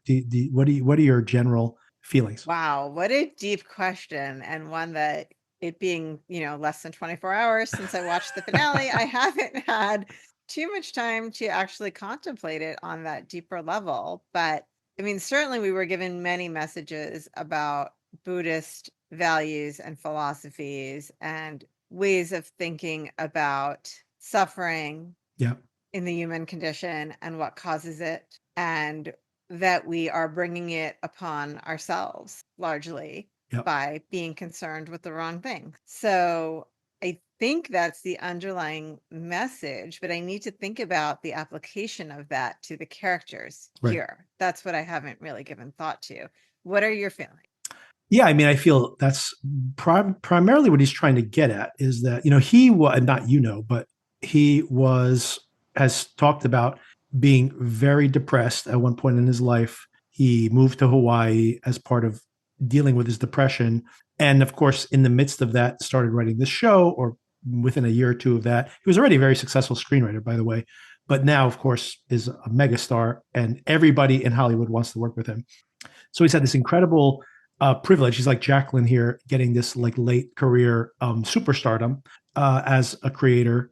So he has more success than he's ever had before, but was already successful to a large extent. Very few writers get to make blockbuster movies and indie movies and direct and and go on Survivor. And go on Survivor, yeah. And was he on Survivor? He was. I know he was on Big Brother with his dad. Not Big Brother. The Amazing Race with his father. Oh shoot, maybe I'm mixing them up. Yeah, but he might have been on Survivor too. I don't. Race, I'm not up on Survivor anymore. He may very. I mean, he loves those shows, so he might have well gotten the. I can imagine them cross casting. But the yeah, so he's done a lot of work. Started off on Freaks and Geeks as an actor, and one of my all-time favorites. As an incredible career since then. But he maybe like Laurie had a lot, but didn't know how to frame his life. And I think he's trying to work these things out in coming to terms with the fact that life has good things, life has bad things, and how do you reconcile those things? And I think that's what is rich about the show is the idea that we all have to deal with this, right? We are all like the Sisyphus rolling that rock up the mountain every day just to do it again the next day. And how do you come to terms with that? And they're different. And I think this is openly trying to explore that specifically through these Eastern philosophies.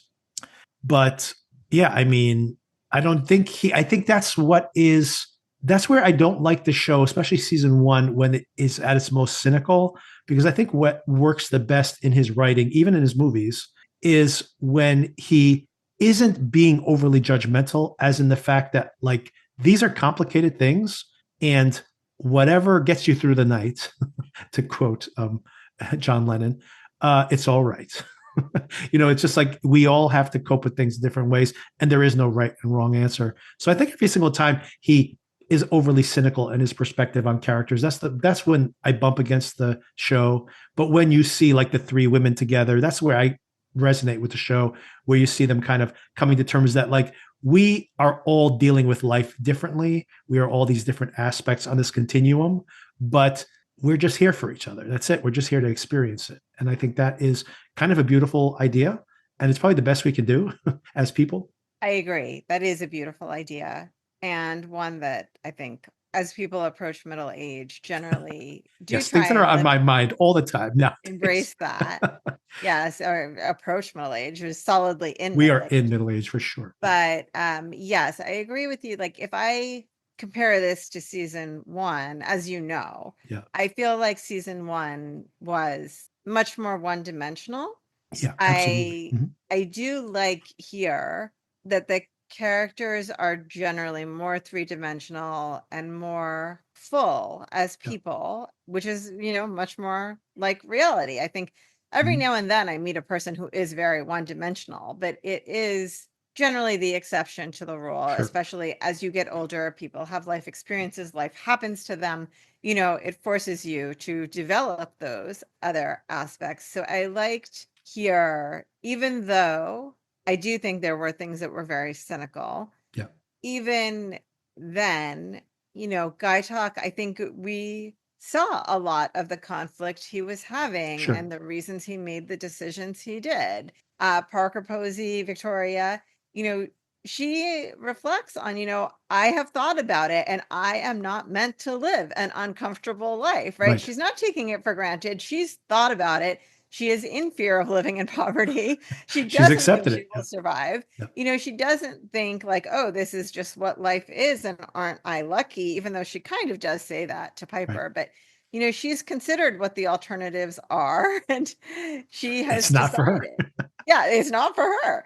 And she has the luxury of making that decision. Exactly. So I think these characters are more well drawn than they had been originally in the first season. And I think even where there is cynicism, at least we have other inputs as to what's going on into in the character's mind and in their life that make it seem a little bit more interesting than whereas in the first season, I felt like it was kind of a theme of rich people are annoying. Exactly. Don't they suck? Yeah. From a rich person who probably hates himself at some level, right? I mean, no joke. I think that's part of what motivates him to write that. He probably is looking at himself with all this wealth and being like, I'm kind of a jerk. No, I mean, I will say, and you and I have discussed this, although not in connection with season 3. In season 1, the Jake Lacey character, Yeah. right? Complaining about how he didn't get the right room and they Mhm. paid for a better room than they have, they have this spectacular room. I took his side in that. Yes, he is being annoying and obnoxious, and he has a perfectly amazing room. At the same time, he paid for that room, like he's annoying, but he's right. Well, that's the thing. I would say that my favorite thing about Mike White's writing is that even when you know that he's taking a side, he doesn't make Victoria a one-dimensional monster. Same thing with Jake Lacey, right? Where on the one hand, the fact that if we've been in that circumstance, of course we want the thing that we asked for. But then, of course, on the other hand, where it's just like you're on your honeymoon and you are not appreciating this at all. So at some point, you have to like actually appreciate this absolutely stunning woman that you're next to you. And he's just like, he cannot get past the room. Can't because there's lying too, right? That yes. They're saying, no, you do have the best room in the hotel. Right. When no, there's another one out there. Right. So yeah, I mean, it was kind of for me wondering, what does it say about me that I sympathize with his character? Because he was drawn to be clearly, I was supposed to find it very annoying and stupid, But no, I don't think so. I think that I think that he wants to make people, and I think this is why the show is popular. He wants people to argue about like, well, I take this person's side, I take that person's side, right? I think like when you see it's, I think he's gotten better at it when you think about the Jacqueline, Kate, and Lori dynamic. I think he wants people to be like, have a conversation where friends will sit down and go like, well, Lori was obviously right. Well, Jacqueline was obviously right. And he wants that. And this is why the show is popular, I think, too. I think you're right about that, but I don't think that really happened with the Jake Lacey character. No, I think people resoundingly thought he was just the biggest jerk, and that was it. I mean, and that's what's funny about it. I think he has a rationale, but Jake Lacey, who is a really fun actor, by the way. Very fun. But in that role, obviously, Mike White is not only writing these scripts, he's directing these scripts. So he is making him be a total douchebag. Yes. Every moment on that show. So he obviously is putting his thumb on the scale. And I think that's why the season 1 feels so cynical to me. Like you said, everybody was really just playing one note.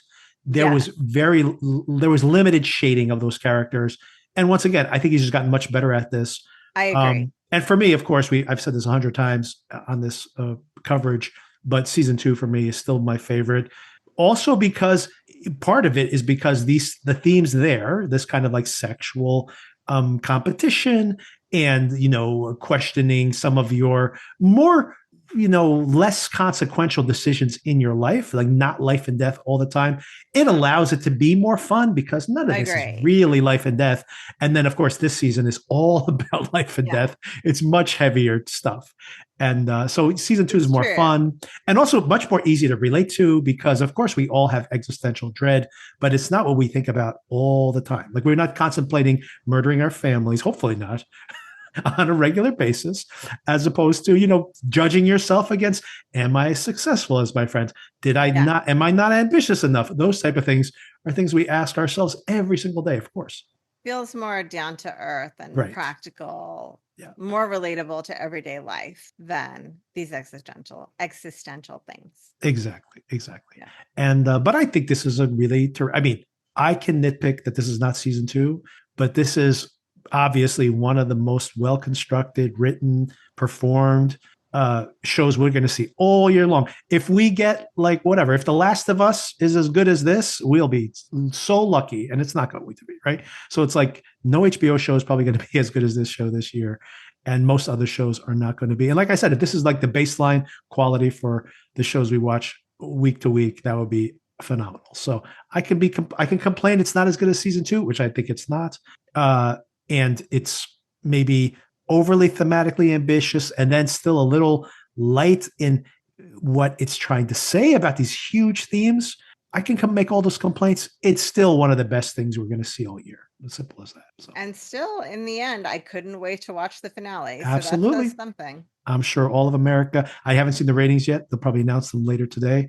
But I'm sure that whatever the record was last week, they broke it by a lot to last night. So. So we will see another season of this. I'm sure. I think that probably less than a year and a half away. And by the way, we just like knocking them down. Shows that we've covered on the show that are popular that we're probably going to see sooner rather than later. They're already working on another season of The Day of the Jackal. They're already shooting another season of Paradise after the huge success of that. They're saying that Severance is going to come back in less than a year. This show, Mike White is saying it's only going to be a year or so before we see that. Next year could be a cornucopia of Amazing. great. We'll be talking to each other all the time. Constantly. Oh, and of course, Your Friends and Neighbors got automatic green light for season 2. So Really? season 1's coming out. Yeah, they automatically greenlit it because they were apparently so happy with season 1 that Apple immediately greenlit it. So they're starting production soon. So it's possible that we'll see this season of Your Friends and Your Friends and Neighbors. I keep saying that. Starting this week, and it could be like in less than a year we'll have another season of that show. So interesting. Anyway, a bunch of exciting titles coming out. So and of course here on the podcast we will be talking about Mobland. Kind of a mixed reaction, I feel, other than Tom Hardy, which I really liked in that first episode. Still have not watched the second episode. I was watching The White Lotus, so I'm still behind on that one.